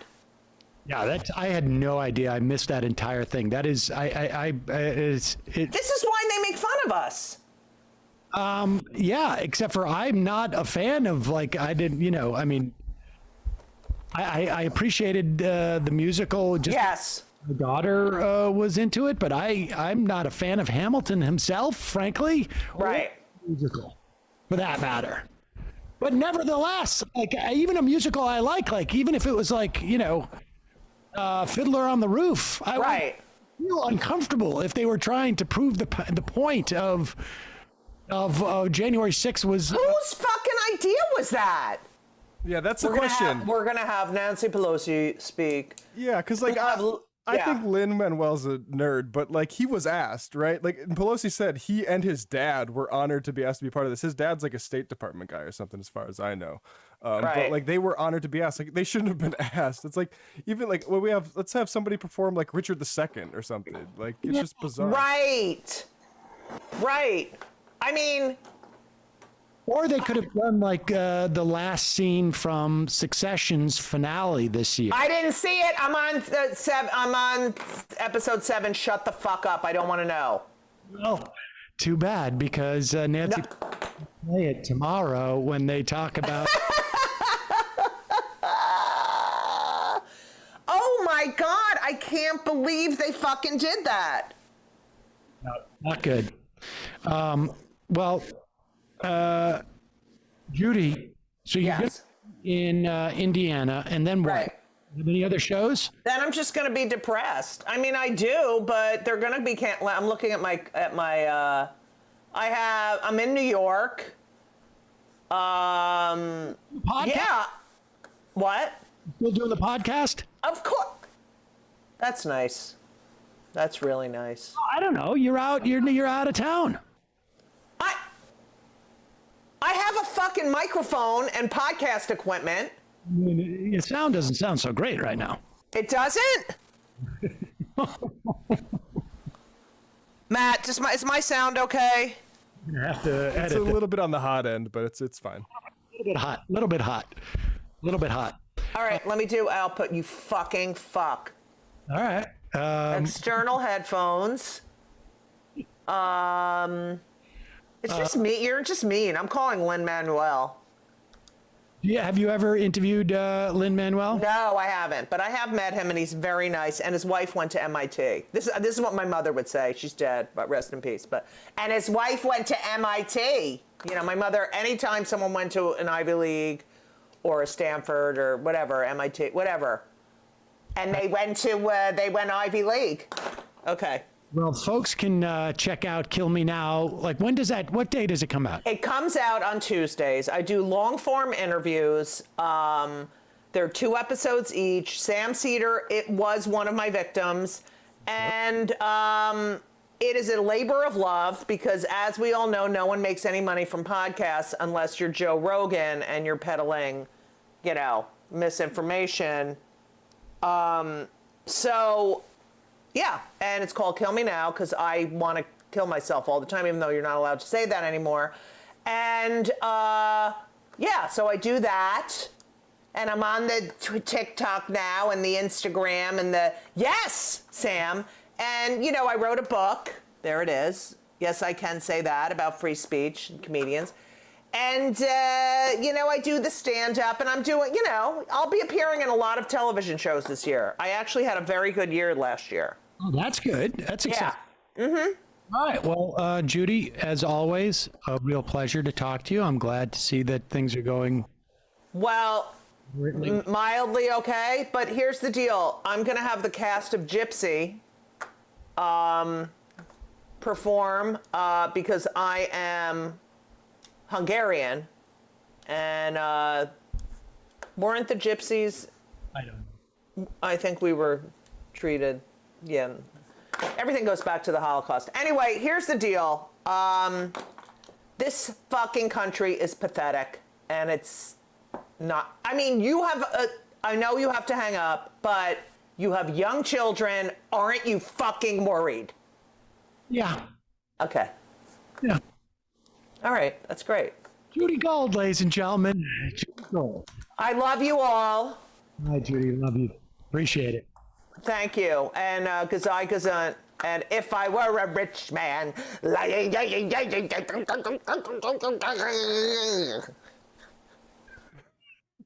Oh my God. Oh my God.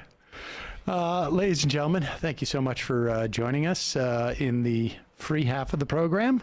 We're going to head into the fun half. Just a reminder, it is your support that makes this show possible. You can become a member at jointhemajorityreport.com. Also, catch us live in Boston, May 15th. We may start announcing another date for another show.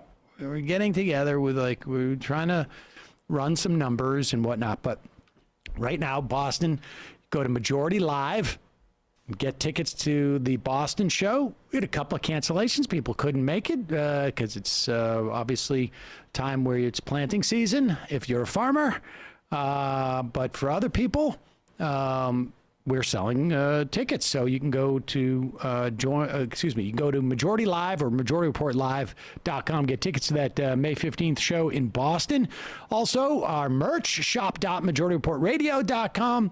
And justcoffee.coop, fair trade coffee, tea, or chocolate. Use that coupon code majority, get 10% off. Matt, what's happening in the Matt Leckian media universe? On Left Reckoning on Wednesday night, check that out. I reviewed Atlas Shrugged and actually recommended Ayn Rand's The Fountainhead relative to Atlas Shrugged because it's the same psychopathic message in about a third of the time, and tried to save Aaron Rodgers from being more of an idiot. So check that out, patreon.com/leftreckoning. All right. See you in the fun half. You are in for it. All right, folks, 646-257-3920. See you in the fun half. Oh, no. Are you ready?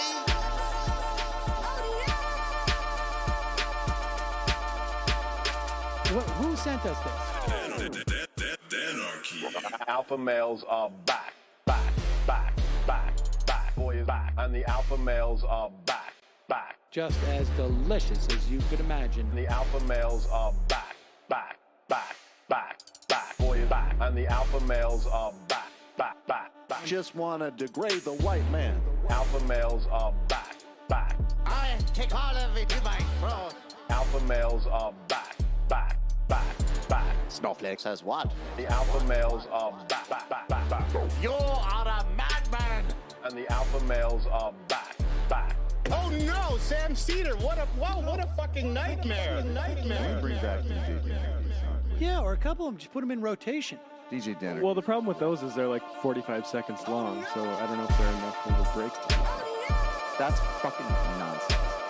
See white people doing drugs, they look worse than normal white people, and all white people look disgusting. And the alpha males. Psych. Fuck them. Snowflake says what? What?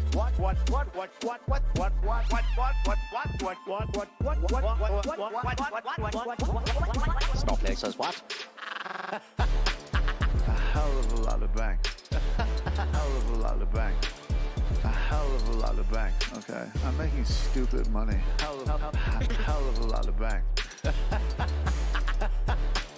A hell of a lot of bank. All lives matter. Have you tried doing an impression on a college campus? I think that there's no reason why reasonable people across the divide can't all agree with this. Psych. And the alpha males are back. And the Africans are black African. And the alpha males are black. And the Africans are back. When you see Donald Trump out there, doesn't a little part of you think that America deserves to be taken over by jihadists? Keeping it 100. Can't knock the hustle. Come on. Fuck them. Things I do for the bigger game plan. By the way, it's my birthday. Happy birthday to me, Jew boy. I have a thought experiment for you. And the alpha males are back. Africans are black. Alpha males are black. Africans are back. Come on. Come on. Someone needs to pay the price for blasphemy around here. I am a total pussy.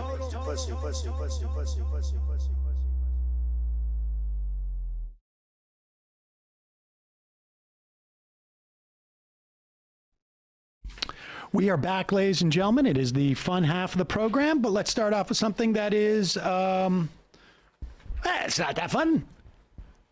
I think it's fun. Supreme Court hearing two cases on supposedly what, is considered the vaccine mandates in the vernacular. One is, they're really, let's be honest, in the most narrow sense of the word of mandate, they're not mandates. There is one case is Biden versus Missouri, where a federal rule requires any hospital or healthcare provider receiving Medicare or Medicaid funds or patients to have all of their healthcare workers vaccinated. Now, for all intents and purposes, that's a mandate insofar as that the vast majority of those places take Medicare and Medicaid. The second is NFIB versus the Department of Labor, in which OSHA says that any company with 100 or more employees has to have their employees either vaccinated or tested regularly for COVID. So in other words, it's a testing mandate with an exemption if you're vaccinated. So it's not a vaccine mandate. Here is Elena Kagan, Supreme Court Justice, questioning, do we know which one is it? Which counsel is it, or she's discussing?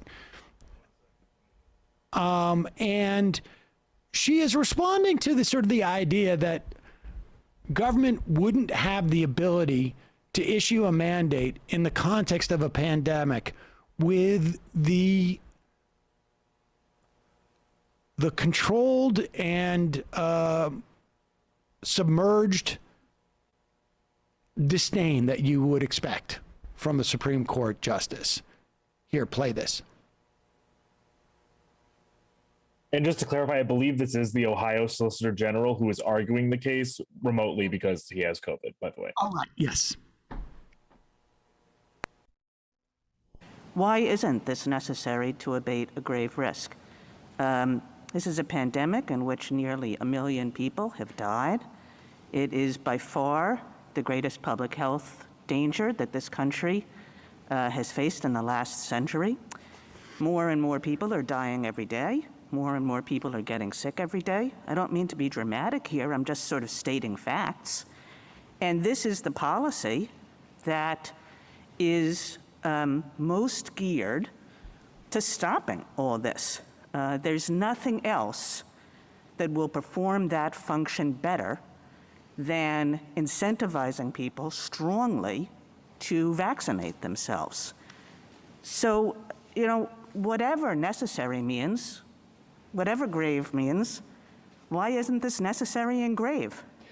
Because, Justice Kagan, the standard for what would be necessary for this extraordinary use of emergency power is not what is the best way of accomplishing. It's an extraordinary use of emergency power occurring in an extraordinary circumstance, a circumstance that this country has never faced before.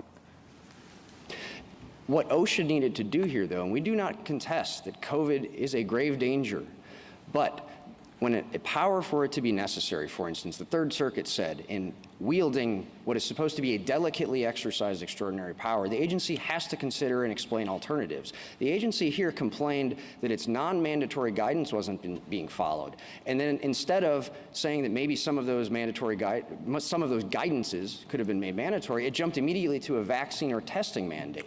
Moreover, OSHA typically— Mr. Carter, I guess I just don't see this as a situation, a typical arbitrary, capricious situation where we say, oh, you didn't consider an alternative carefully enough. We all know what the best policy is. I mean, the idea that there's some other alternate version of like what you can do. There's really only 2 or 3 options that you have, period. And none of them exclusively work.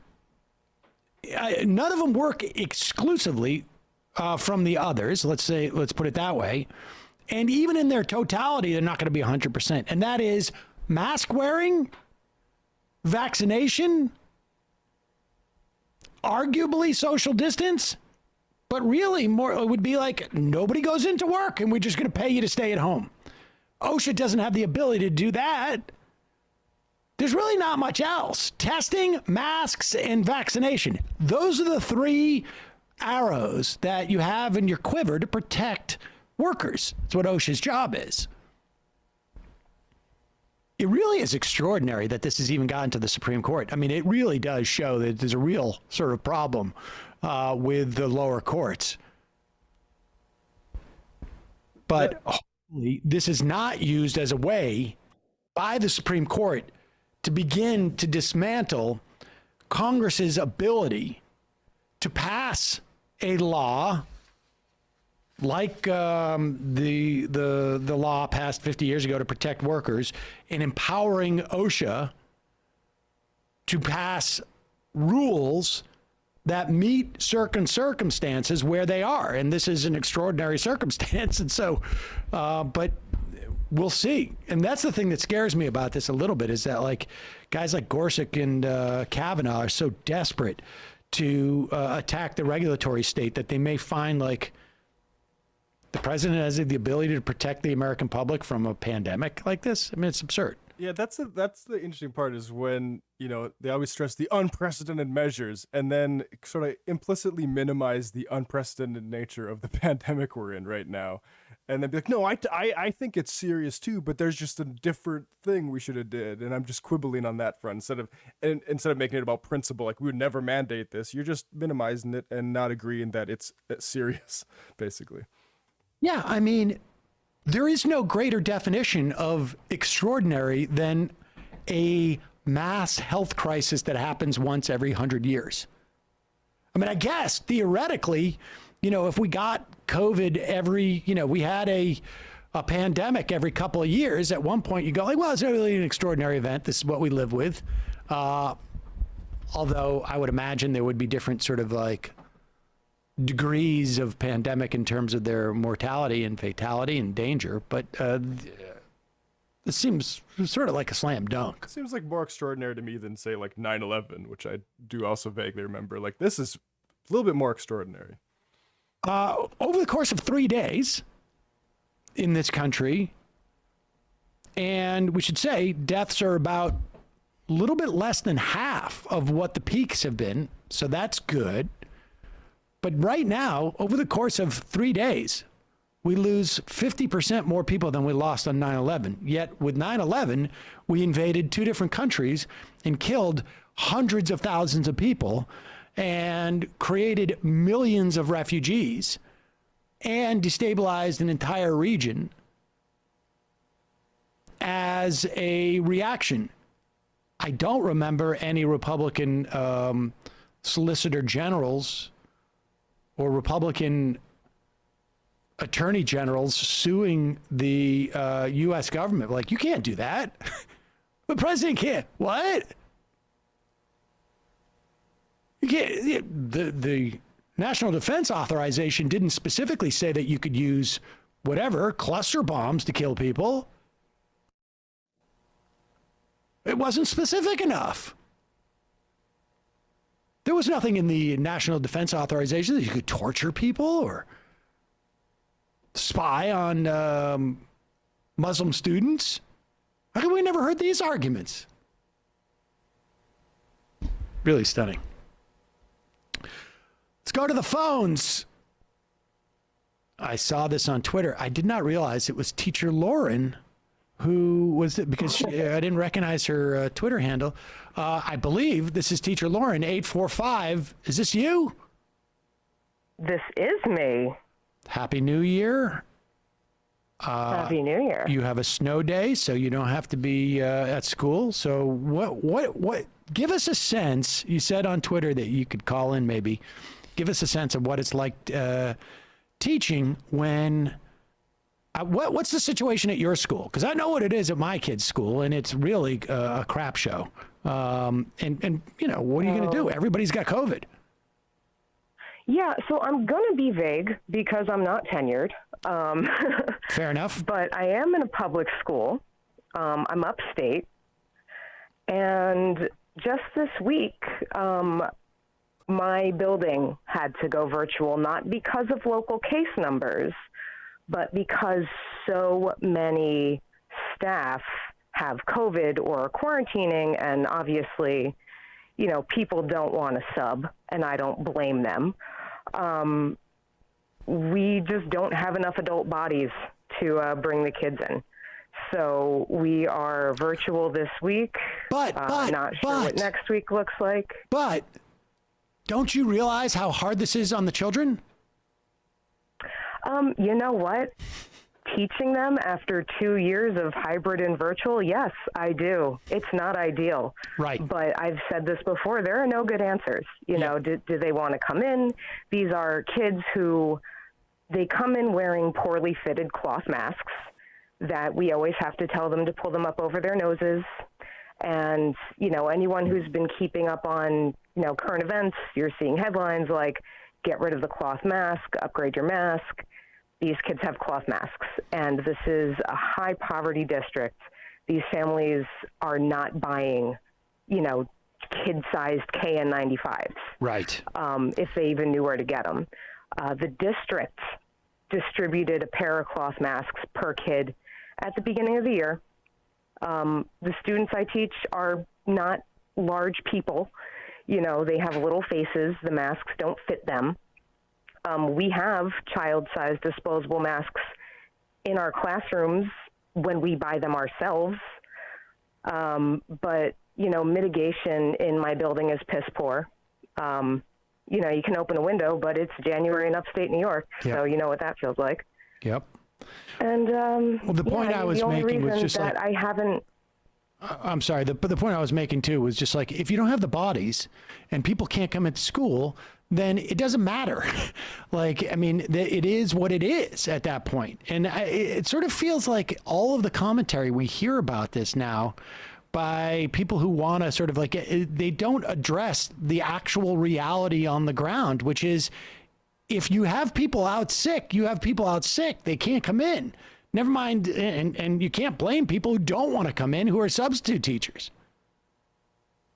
Yeah, but I mean, now they're relying on the CDC guidance to cut quarantine in half. Our district has procured KN95 masks for those, you know, 5 days that people would otherwise be home.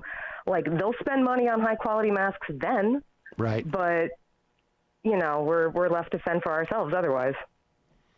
And this is after, you know, however many billions of dollars went out, you know, to buttress the schools against COVID. Like, I don't know where the fuck that money went, but I haven't seen any of it in our classroom. Yeah, I have no sense of that either. It's a good question, actually, where some of that showed up. It's really nuts. It's really nuts.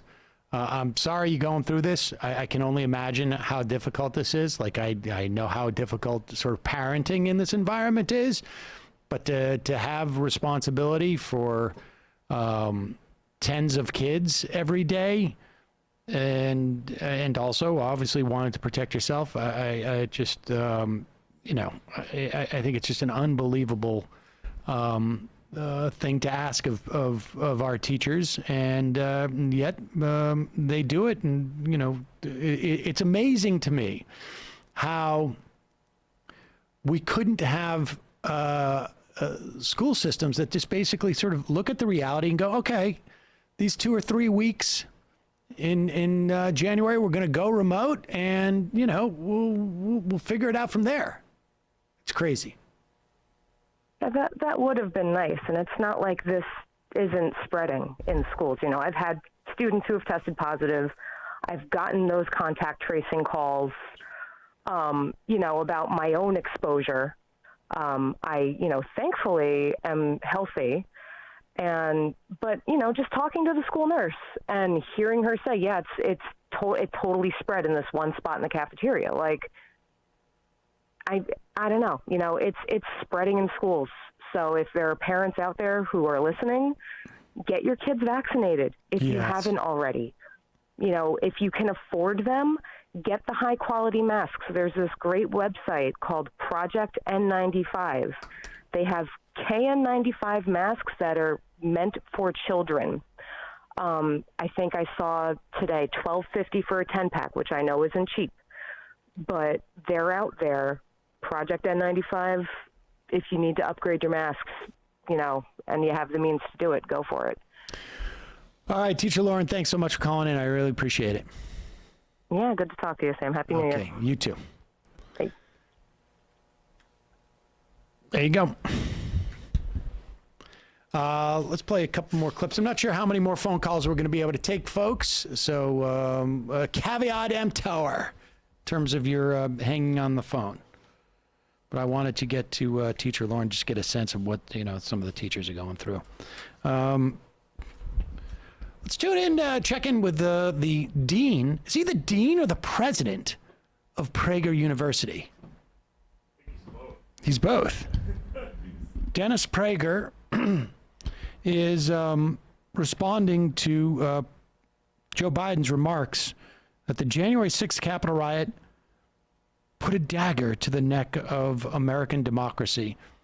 Now, for those of you who have not attended middle school, and maybe for those of you who have attended Prager University, that is what is known as a metaphor, right? Or is that a simile, Matt? Like is a simile. Like or as. So, but this is dagger.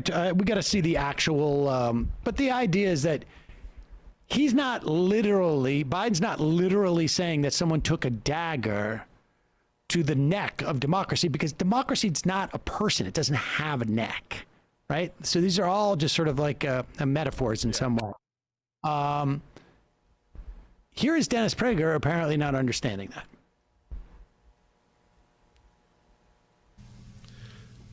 Dagger at the heart, at the throat of democracy. Yeah, but none of them had daggers. None of them had guns. It was essentially, for the vast majority of them, it was a cathartic experience. If somebody had invited me to go in, I wouldn't have gone in. I wouldn't enter a federal or state building without permission. That's what should have been followed that day. What do you gain exactly? However, they had the precedent of all these leftists taking over state capitals. Remember years ago, not that long ago, when leftists took over the state capitol in Madison, Wisconsin? Was that an insurrection? Was anybody prosecuted? They stayed there for weeks, if I'm not mistaken. Look it up. State Capitol, Madison, Wisconsin. Takeover. Anything happen? Zilch. So, January 6th is a smokescreen like the Nazis used the Reichstag fire. That's all it is. Okay? Half this country knows that. Half this country doesn't. And as the French say, c'est la vie. That is life. My God. How do you say in French, on life support? First off, Prager doesn't get the fact that this is a metaphor. And then, even if you assume it's not a metaphor, that it's literal, like Prager does, there were, in fact, weapons there. Let's put up this graphic. These are the charges. Now, granted, not everybody had weapons, but these are weapons weapons charges, right? That I guess the DOJ leveled on some of these people. Scroll through this. Helmet. Oh, wait, handgun. But this guy didn't have the handgun. Now, of course, these people weren't arrested in the Capitol. So you didn't know, unless maybe they saw somebody brandishing it with the video. They didn't always know whether they had it at, in the Capitol, but some of these people had it just after the Capitol, like this guy, handgun, this guy, Alberts, who had a firearm. There's a police baton, stun gun, baton, knife. It's like a dagger, isn't it? Flagpole, knife. Fire extinguisher, taser, pepper, mace spray, baton, axe handle. Okay. Crutch, multiple firearms. Metal fence, baton, crutch, metal pole, club-like object, taser, baton, hockey stick. Oh, A metal baseball bat, like you could really do some damage with a metal baseball bat. Yes. Another taser, another tomahawk axe. Let's go visit the Capitol and bring a tomahawk axe. Firearm, metal baseball bat, shield, another tomahawk axe, knife, metal crowd control barrier, flagpole, firecracker, chemical spray, shield, snowboarding helmet, bat, shield, traffic barrier, chemical irritant, baton, flagpole, shield, pole, bear spray, metal sign, flagpole, firearms, stick, fire extinguisher, baseball bat again, flagpole, taser, wooden club, crowbar, skateboard. You remember the skateboard? That's what the justification was for Kyle Rittenhouse to shoot someone dead, because they had a skateboard. Yeah, those are deadly objects. Flagpole, fire extinguisher, flagpole, riot shield, pole, ice axe, shield, pepper spray, metal crowd control barrier, chemical irritant, metal crowd control, bear spray, pepper spray, baton. I mean, the list goes on. Knife, there's knife twice more times. I mean, so all of that was there. Now, I remember the Wisconsin protests in the Capitol building. They did not have weapons. They were not fighting with police. They were peacefully civil disobedient. Federal Capitol building, while the Congress is in session, slightly different situation as well. Madison was completely peaceful. Also, the Jan 6 there were there for a lie about the election. And exactly. They were not trying to overturn they were not trying to, let's put it this way, they were not trying to prohibit a vote from taking place. They were protesting. But I don't know, that's the PragerU degree. I'm not sure the value of that thing when you get out into the real world. Here's Ben Shapiro, Pope of the Jews, focusing in on some of the really important stuff. This, of course, was Wednesday, January 5th. How are we going to avoid talking about January 6th? Well, of course, we're going to talk about the imposition. I saw some dude on Twitter today worried about a job application he filled out where he was asked, how do you want to be identified? What pronoun do you want to be identified from? And he was like, This is 1984. More or less is what he said. I'm terrified. I mean, that was Jordan Peterson's whole shtick, right? It really is stunning. Can you believe they're asking this on a job application? What application have you ever filled out where it's not like Mr. or Mrs.? And that wasn't terrifying? Here's Ben Shapiro, though, complaining, of course, that in the toy section at his big box store, he doesn't have the selection of toys in terms of how they're gendered. It makes him feel comfortable. California has now mandated that every big box store in California, this kicked in the new year, every big toy store is required to create a gender-neutral toy section. Why? So the answer that people will give you is, well, we need a gender-neutral toy section for those kids who are having trouble with their gender identity. And so what you're really saying is that gender doesn't exist. Right? What you're really saying is there's no such thing as biological sex or human proclivities that are directed by biological sex or connected to it. Right? That human tendencies are not connected to sex. And anyway, we have to redefine sex across the biological spectrum to account for the fact that there are some people who feel uncomfortable. A vast, vast, vast minority. This is not how you make socio. Pause it. So, see, like, he can't even do He can't even deliver the argument that he wants to deliver here. Go back, and I want you to listen. His argument is that the problem with a gender-neutral aisle at Costco for toys is that it is a complete failure to recognize that some genders that have proclivities. But while he's saying that, he's also denying that there are some genders that have other proclivities. So what he's saying is that having a gender-neutral aisle denies his proclivities simply because the neutral aisle exists, which doesn't mean that they can't have a male gendered aisle and a female gendered aisle, but that there needs to be a third aisle, which is not designed for little, girls who want, gendered dolls, I guess, or I mean, I don't even know how this, what this looks like in practice, but who cares? But for him, it's like, we should deny some people's proclivities, but not other people's proclivities. My proclivities, Ben Shapiro says, should be the proclivities for everyone, even though the idea of proclivity sort of suggests that they shouldn't be. Right? I mean, why would you even need the word proclivity?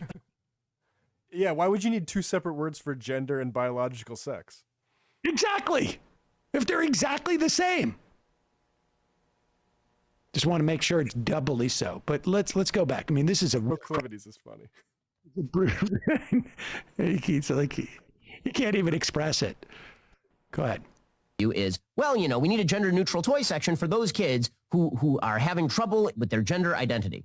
And so what you're really saying is that gender doesn't exist. Right? What you're really saying is there's no such thing as biological sex or human proclivities that are directed by biological sex or connected to it. Right? That human tendencies are not connected to sex. And anyway, we have to redefine sex across the biological spectrum to account for the fact that there are some people who feel uncomfortable. A vast, vast, vast minority. Hey, this is not how you make societal rules. Right? Disassembling basic ideas of the reality of male and female, that is not the way that you promote human happiness. That is the way that you promote chaos. Once again, the left does not seem to care about the fact that male and female are pretty rigid categories biologically. When I say pretty, I mean innately rigid categories. And that human activities within those categories tend to fall along somewhat stereotypical lines. And that's not a bad thing. That societally speaking, that's quite a good thing. That doesn't mean that there aren't exceptions to the rule and we ought not treat those people with tolerance. We should. But that does not mean that you redefine gender entirely. And yet this is seen as a positive good. Why? Because there are exceptions, and we have to make sure that all of society is restructured in favor of this small group of people who have a problem with the societal institutions. So just to be clear, having a gender-neutral toy section at Costco is completely restructuring society in such a way that lead to chaos. That's the argument here. Yep. Now, of course, I'm sure Ben would have no problem if society decided, you know what? There's so few temples, Jewish temples. Like, why are we giving them tax breaks? The main religion is Christianity. Let's just do that one instead of restructuring society in such a way that we have to allow for, these small religions. I mean, that's his argument, right? Yeah. It's tough for Ben because I feel like he's trapped by his own intelligence to an extent here. Like he's too smart to not caveat all the time, saying like, "Look, I know there are exceptions and all this stuff, and it tends and this and that." And he's also like not an anti-vaxxer like all the other like right wingers are. So he has to talk about the toy aisle, right? Like, what is Ben talking about these days? Exactly. Who wants to place a bet that every single toy store in the country could develop only gender neutral aisles, right? Like, never mind that they have to have a gender neutral aisle, but that if you were to take the aisle that has all the Chatty Cathy dolls and mix them in with the aisles that have the, G.I. Joes. And you were to do that, mandate that in every store, in every part of the country, that still would not lead to chaos. That things would be more or less exactly the same. I mean, it's just amazing to me that like a grown man can go and say these things and actually like not walk off the set and go, "Oh God, I can't believe I had to say that." This is anarchy. This is complete anarchy. G.I. Joe next to Chatty Cathy. Are you kidding me? What next? Are we going to have cat food and dog food in the same aisle? I mean, how will I know the difference between the cat bowl and the dog bowl? It must have been it was like a trial balloon when they had the Power Rangers together, because you have girl Power Rangers and boy Power Rangers in the same section. I mean, it was crazy. It was crazy. It was like, as a parent, I'm like going shopping for a birthday present, and I can't figure out what to get them. Yeah, it's gender pandemonium. It was chaos. Complete chaos. And then I'd walk out of the toy store and I'm like, I don't even have, I couldn't even buy anything because it was just so, it just blew my mind. I don't know who I am anymore. Oh, God. What that must be rough. I mean, I almost feel bad for that guy. Yeah. Except for he probably believes it in some fashion. Meanwhile, for those of you who are Elon Musk sycophants, we've got this for you. We got some footage of the Vegas Tesla Hyperloop, ladies and gentlemen. This Hyperloop gives you the promise of being able to deliver human beings from one place to another. It's almost like a teleportation device. What it involves is the building of a, it's not a tunnel, it's a Hyperloop. Okay, and it's is it underground or is it above ground? It's underground. It's you'll notice it's different from a tunnel in that it has rope lighting that changes colors. Okay, so it is not like a tunnel, insofar as also like tunnels usually have a little bit more space than this. But this and exit plans maybe. Exit, yes, but with the Hyperloop, instead of driving your vehicle through a tunnel and coming out the other side, in a Hyperloop, you drive your electric vehicle in and come out the other side. But the difference between this is going to be, as opposed to a tunnel, this is going to be a way to avoid traffic that is happening on the surface. Whereas with a tunnel, it's not the same because it's different. And now I know this sounds like, what kind of magical technology is this you're talking about? We actually have footage of it though, and it actually works. Watch this. This is some video from the Tesla Hyperloop in Las Vegas. Is it boring driving down here with all of this? Oh my, there's a traffic jam. You know what? When it's busy with new people constantly, it's not too bad. But when it's slow and you're by yourself, it kind of gets a little boring sometimes. Just circling around constantly. So is there often a lot of traffic here? No, I think what's happening is the South Hall the building doors are closed. Oh, they are? So no one's going to that. So I think what's going on is it's just these two, and that's why it's just constantly. Why are they closed? I don't know. Well, like the building itself isn't closed, just the entrance doors are locked. I don't know why. Huh. So we've been dropping people off to Central if they want to go to South Hall. I don't know why.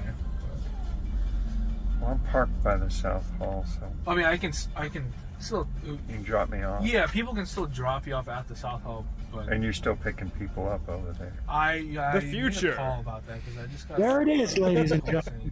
They said it couldn't be done, but there it is. It's worth going back and looking at the original plans for the Las Vegas Hyperloop. It wasn't supposed to be just for Teslas. He promised giant buses that were supposed to whip through there with people, like for their, I think it was like CES, the Consumer Electronics Show. And it turns out it's just a car hole that puts like my own proprietary, our own automobiles only on skates. And guess what? There's still traffic about it. And if you also Google Tesla car fire, these things go on in flames so often. The batteries are really flammable. And I don't know. I don't want to be caught in. I wouldn't go into those things if there weren't traffic. But the second that slows down and I can't see the end of a tunnel in a Tesla, that I don't know. That's a recipe for deaths, I think.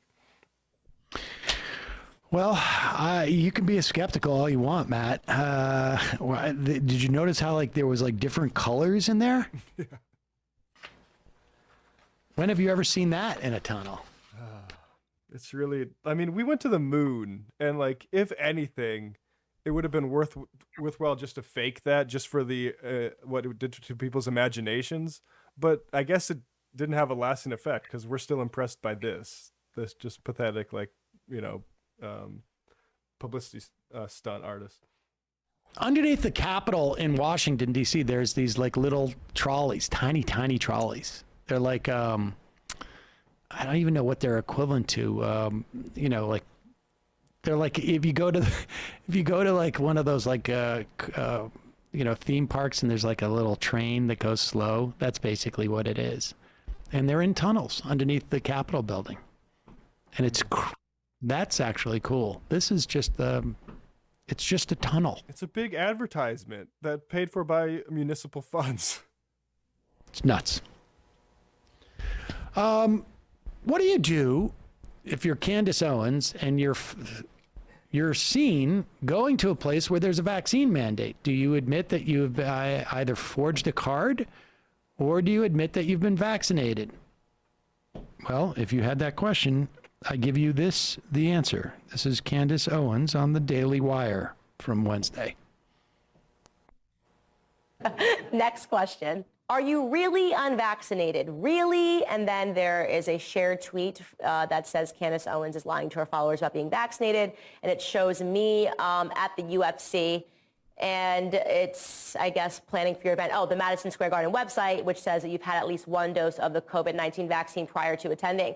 I would say to the people, first and foremost, I am obviously unvaccinated. You follow the story of me trying to get a COVID test in Aspen, and I only had to get a COVID test to show that it was negative because I was unvaccinated. So I didn't go through those jumps and hoops pretending to be vaccinated. I am not getting this vaccine ever. Never going to get it. I don't care if I'm on my deathbed and they say it can save you. I'm not going to get it. I'm principally now opposed to it. And I do not understand why anybody who is healthy, able-bodied, and young would ever get this vaccine if you're not at risk of COVID. Again, personal choice. You can choose something differently. Regarding the UFC event, I would instruct you not to visit the Madison Square Garden website, but to visit the New York City Law website. You better understand that every time the elites make laws for you, there is a way that they can get around the laws that they're making for you. And there are carve-outs in New York City of when you do not need to present a vaccine card. Unfortunately, I fall under one of those carve-outs. That's all I'll say about that. Is that like traveling exception maybe that I would cost? But either way, I mean, she's saying I'm an elite that gets to be above this stuff. Like, exactly. Okay, good for you. She doesn't know why young people would not get COVID. There's 4,000 young people. I mean, would get vaccine. There's 4,000 people pediatric care in hospitals right now. And we have long haul COVID.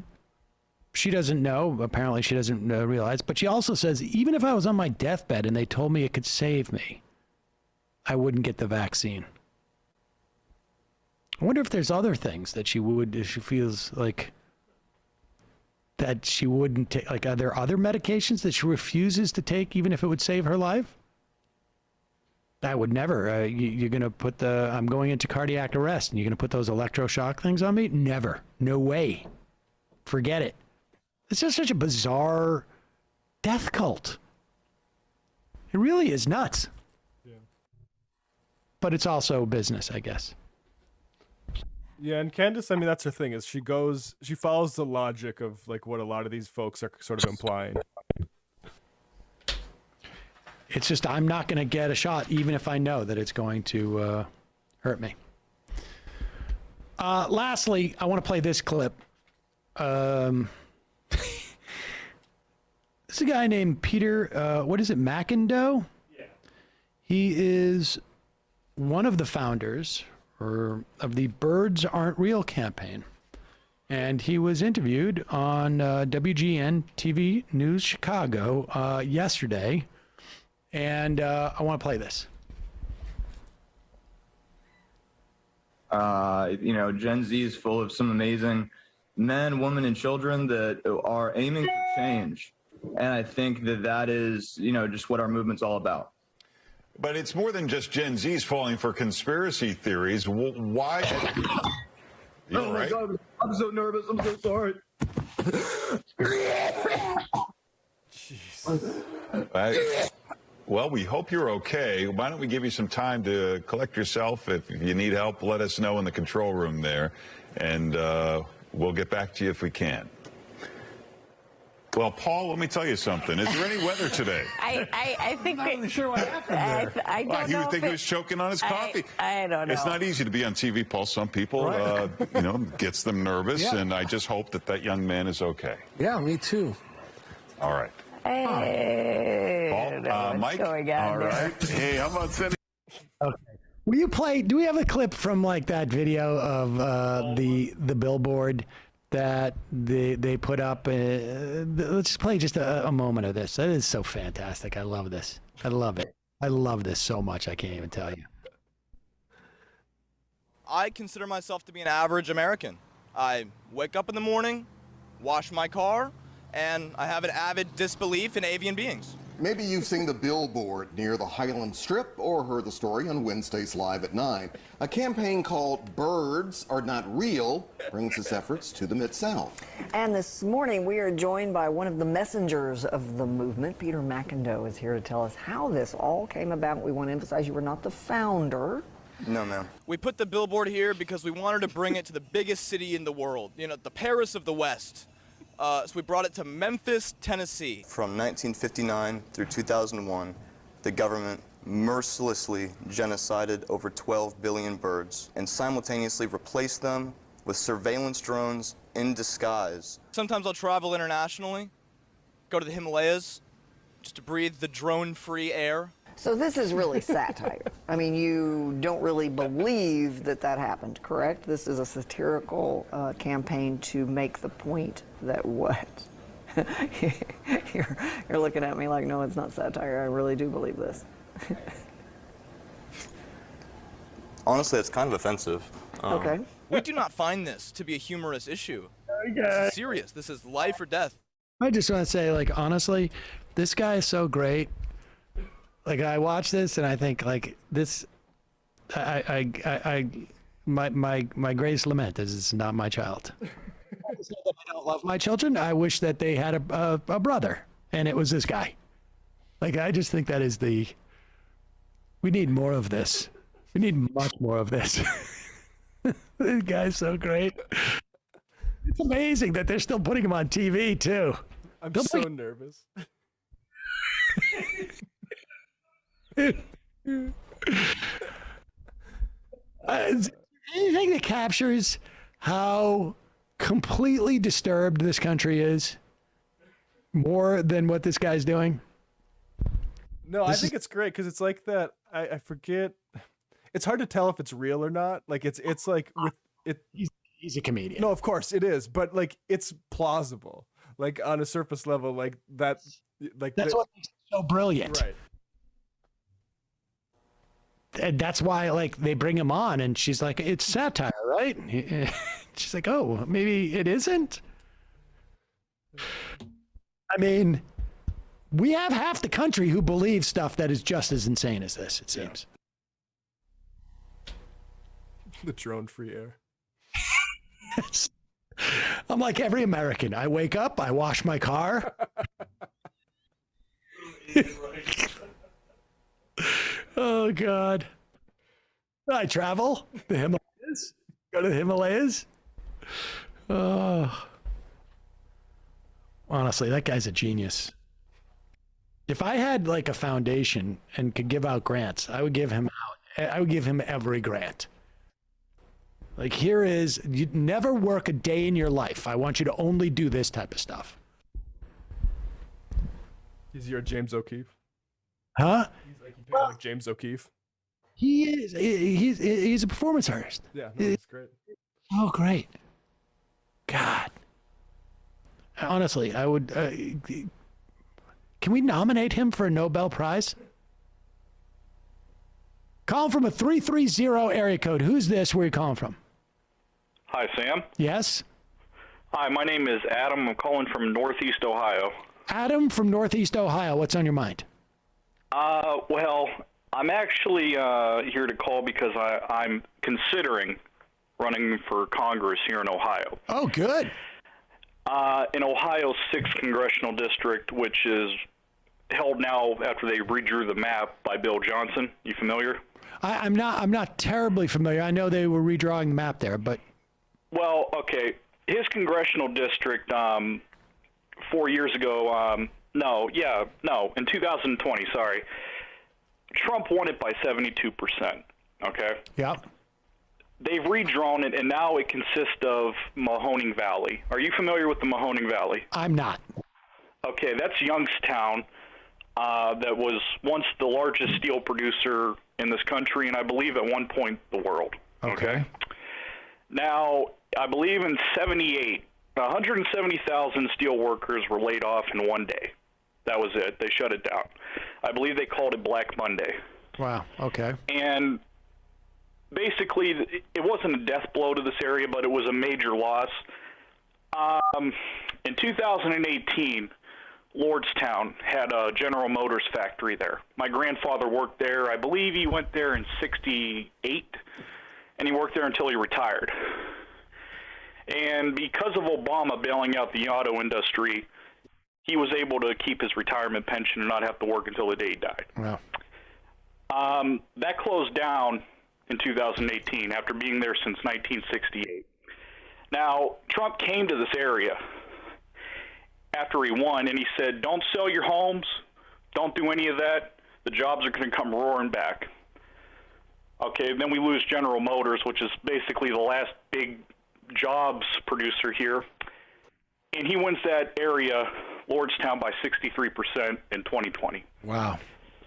Now, if you remember in 84, Reagan, when manufacturing was starting to decline in his first term as president, when he went for re-election, Walter Mondale performed extremely well in Appalachia, Ohio, and southwestern Pennsylvania because of a revolt against Reagan and his economic policies. That didn't happen this time around. Trump became the first Republican president since Nixon in 1972 to win Mahoning County. Okay, it's been a stronghold for the Democrats since FDR in 36, and along with Trumbull County.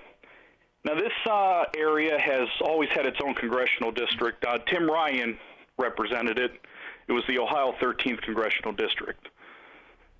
Now they've lumped it in for the first time in 100 years with a whole bunch of other counties in one congressional district. This is the first time in nearly 100 years in which it's not had its own district. Okay. The way they drawn it out is that Bill Johnson would get 55% to the Democrats 43% in a hypothetical election. Now, I have not announced my candidacy yet because I have a primary challenger, and he actually lives in the city I live in. Okay. But he has no snowball's chance in hell of winning. It's just a generic campaign. It's like a throwaway campaign. Okay. I went to my friend, who is the city council at large. He's a Democrat. And I asked him if he would endorse me and help me, get my campaign going in that. He said, well, I'm backing my friend. So I have nobody. Okay. I have nothing. Now, I'm going to give you a little background. My father, back in 2007, was injured at work. Severely, a spinal injury. He fell 16 feet backwards onto concrete, fractured his spine. The company covered it up and made it look like he was, I believe one of the therapists, physical therapists, wrote in his report, and I quote, magnifications of symptoms for secondary gain. And as years went by, his spine began to misalign. It went inverted. Oy. He has disc degeneration. Basically, it's bone on bone. His left leg has been asleep for 14 years. When your leg goes to sleep and you feel pins and needles, that's his leg every day, nerve damage. The company covered it up, and they would actually hire people to come up here, spy on us, try to get him, doing something that would prove, he's not as hurt as he really is. Right. So they wouldn't have to pay him. He finally won his permanent total disability. But every time we go to a doctor, the doctors work in packs, just to let your audience knows.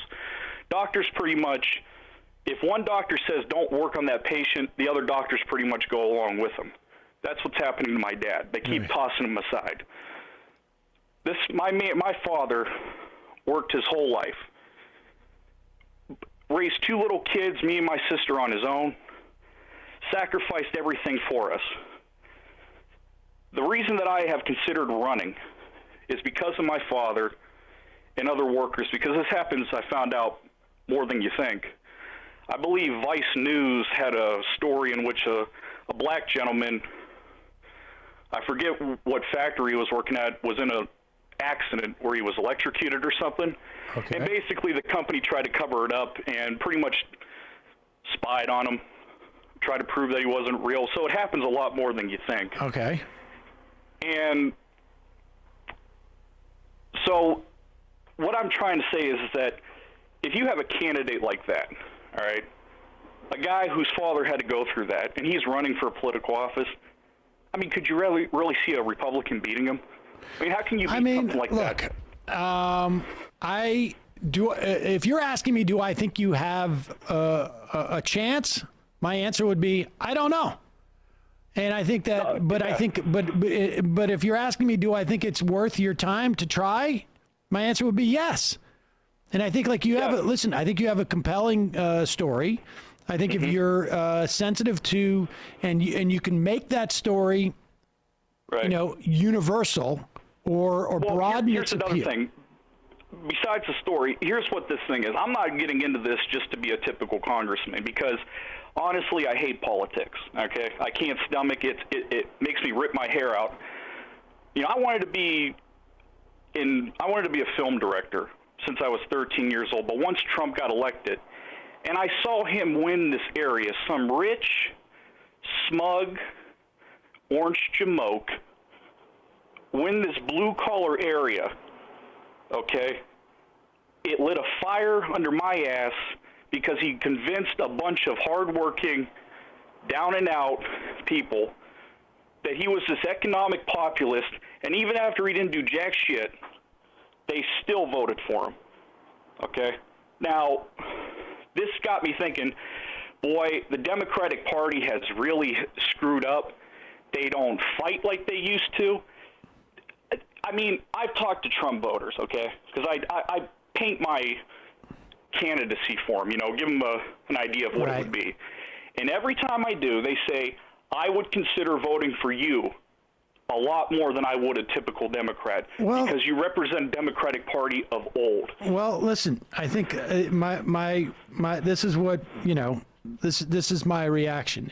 I would say the pitch that you have is pretty good. I wouldn't go into, you know, orange jamoke. I would say here's a guy who came and promised to do things, and his policies didn't lead that way. And everything else that you said, though, I think could be pretty compelling. But I also think that you got to be a little harsh with the language. I mean, you got to speak on. Look, I know. Well, listen. Listen. Let me just say this. I don't know what it is that you want from me, but I will say this. I think you should run. In a minute. I want you to get to it right now, because it's been we're pushing that. But I would encourage you to run and to do it in the way that you think is going to be best. And you know, and if you do declare and you do run, I would encourage you to call back and make your pitch to people. So that you can get some support. Yeah, you build a website and you get people. That's what my plan is. Well, I mean, I think that's you know, because I got to get my name out there, because I have a primary opponent. I got you. And he, you know, to beat him, you know, I have to. I'm a nobody, Sam. But there's nobody who's anybody. I mean, look, you're running for Congress in a district that's been redone, and you have as much claim to it as anybody. And you certainly are sensitive to the issues that are important to people around you and to your family and to the people who live in your community. And my message to you would be, do it. You know, I mean, you know, go online, find there's places where you can get training and best practices and this and that. Right. But I think like your message should come from your heart, and you should test it out with your neighbors and see, you know, what as you're talking to them, get a sense of like, when I say this, how do they respond? And when I say that, how do they respond? I wouldn't say change what your beliefs are, but I would say like so I mean I would go for AOC. I mean, let's look at AOC for a minute. She, you know, was supposed to be, wow, you know, she beat a senior congressman in a district, and he was like positioned to be the next Speaker of the House, and she beat him. It sent shockwaves through the political system, but it really hasn't gone the way it was supposed to go, where she was supposed to kind of change the party. Well, I mean, I don't think that anybody who voted for her in Queens, or not anybody, but I don't think the majority of people who voted for her in Queens, you know, were looking for her to change the party. I think they were looking for her to be a congressperson who was going to go in. I think you have to change the party. Well, I understand, I think you have to bring it back listen, to the New Deal, honestly, of FDR. But listen, you're not going to. You're running to represent that district.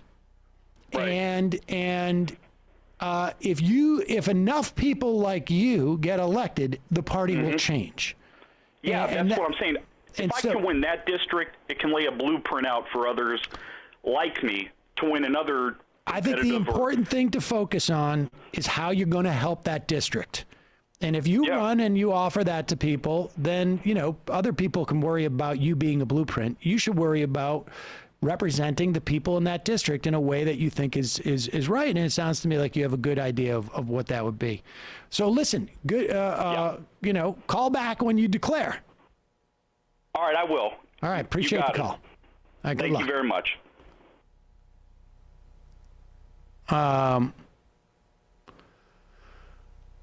All right, let's folks, we're out of time for calls. I'm going to just take IMs. Sorry, I warned you up front, though. Warned you up front. Left-handed stranger, my wife, sister, family, kids has gotten COVID like 46 times since early 2020. I just want to say they're vaxxed, but I'm not 100% sure. Jeez. Between the 101 and the 5, hey, Sam, with your beard, you should consider getting a mask fitter. Fix the mask with his beard kind of breaks the seal with masks. I use mine with the KF94s. I will check that out. Mask fitters fit the masks.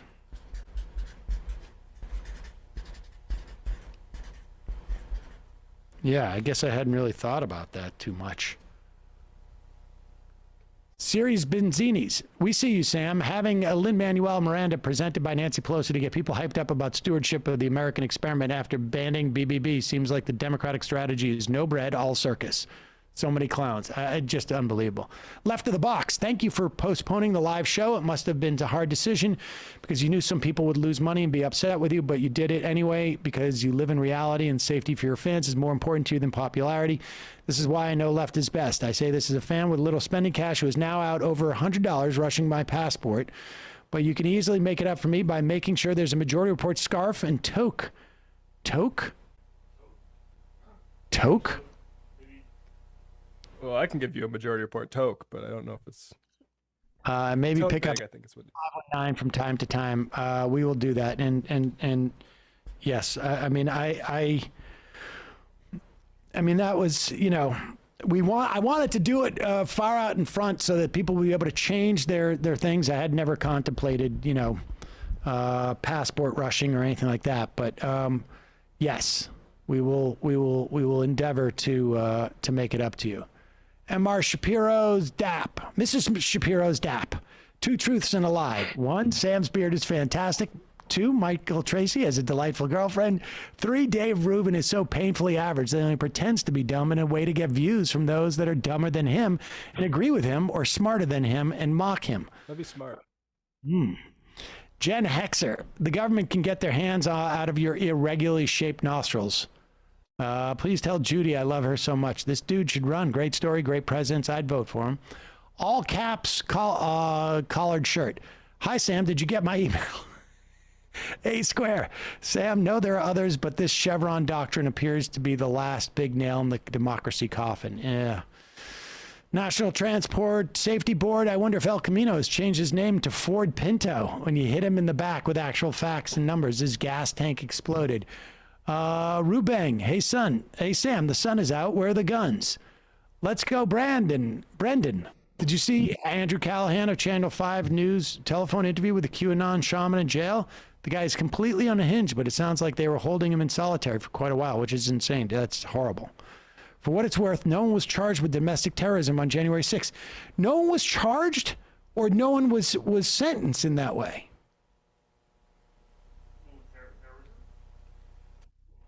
I'm looking at this piece from the, even as some judges have publicly debated whether charges against defendants qualify as crimes of terrorism, prosecutors have repeatedly pulled back on tougher sentences, citing unspecific facts, and the so-called sentencing enhancement for terrorism crimes was created. So I don't know if they weren't charged for that as opposed to... not seeking the extra sentencing? Yeah. Yeah, that wasn't clear to me too. Prosecutors have declared that the event certainly qualifies as domestic terrorism, but they've kept their powder dry in terms of invoking the terrorism sentencing boost.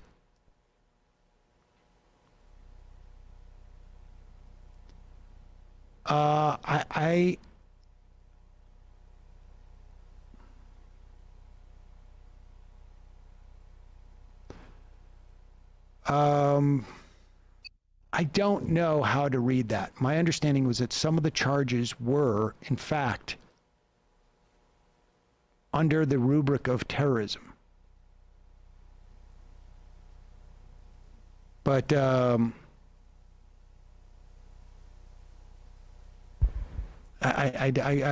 check into that. That was my understanding.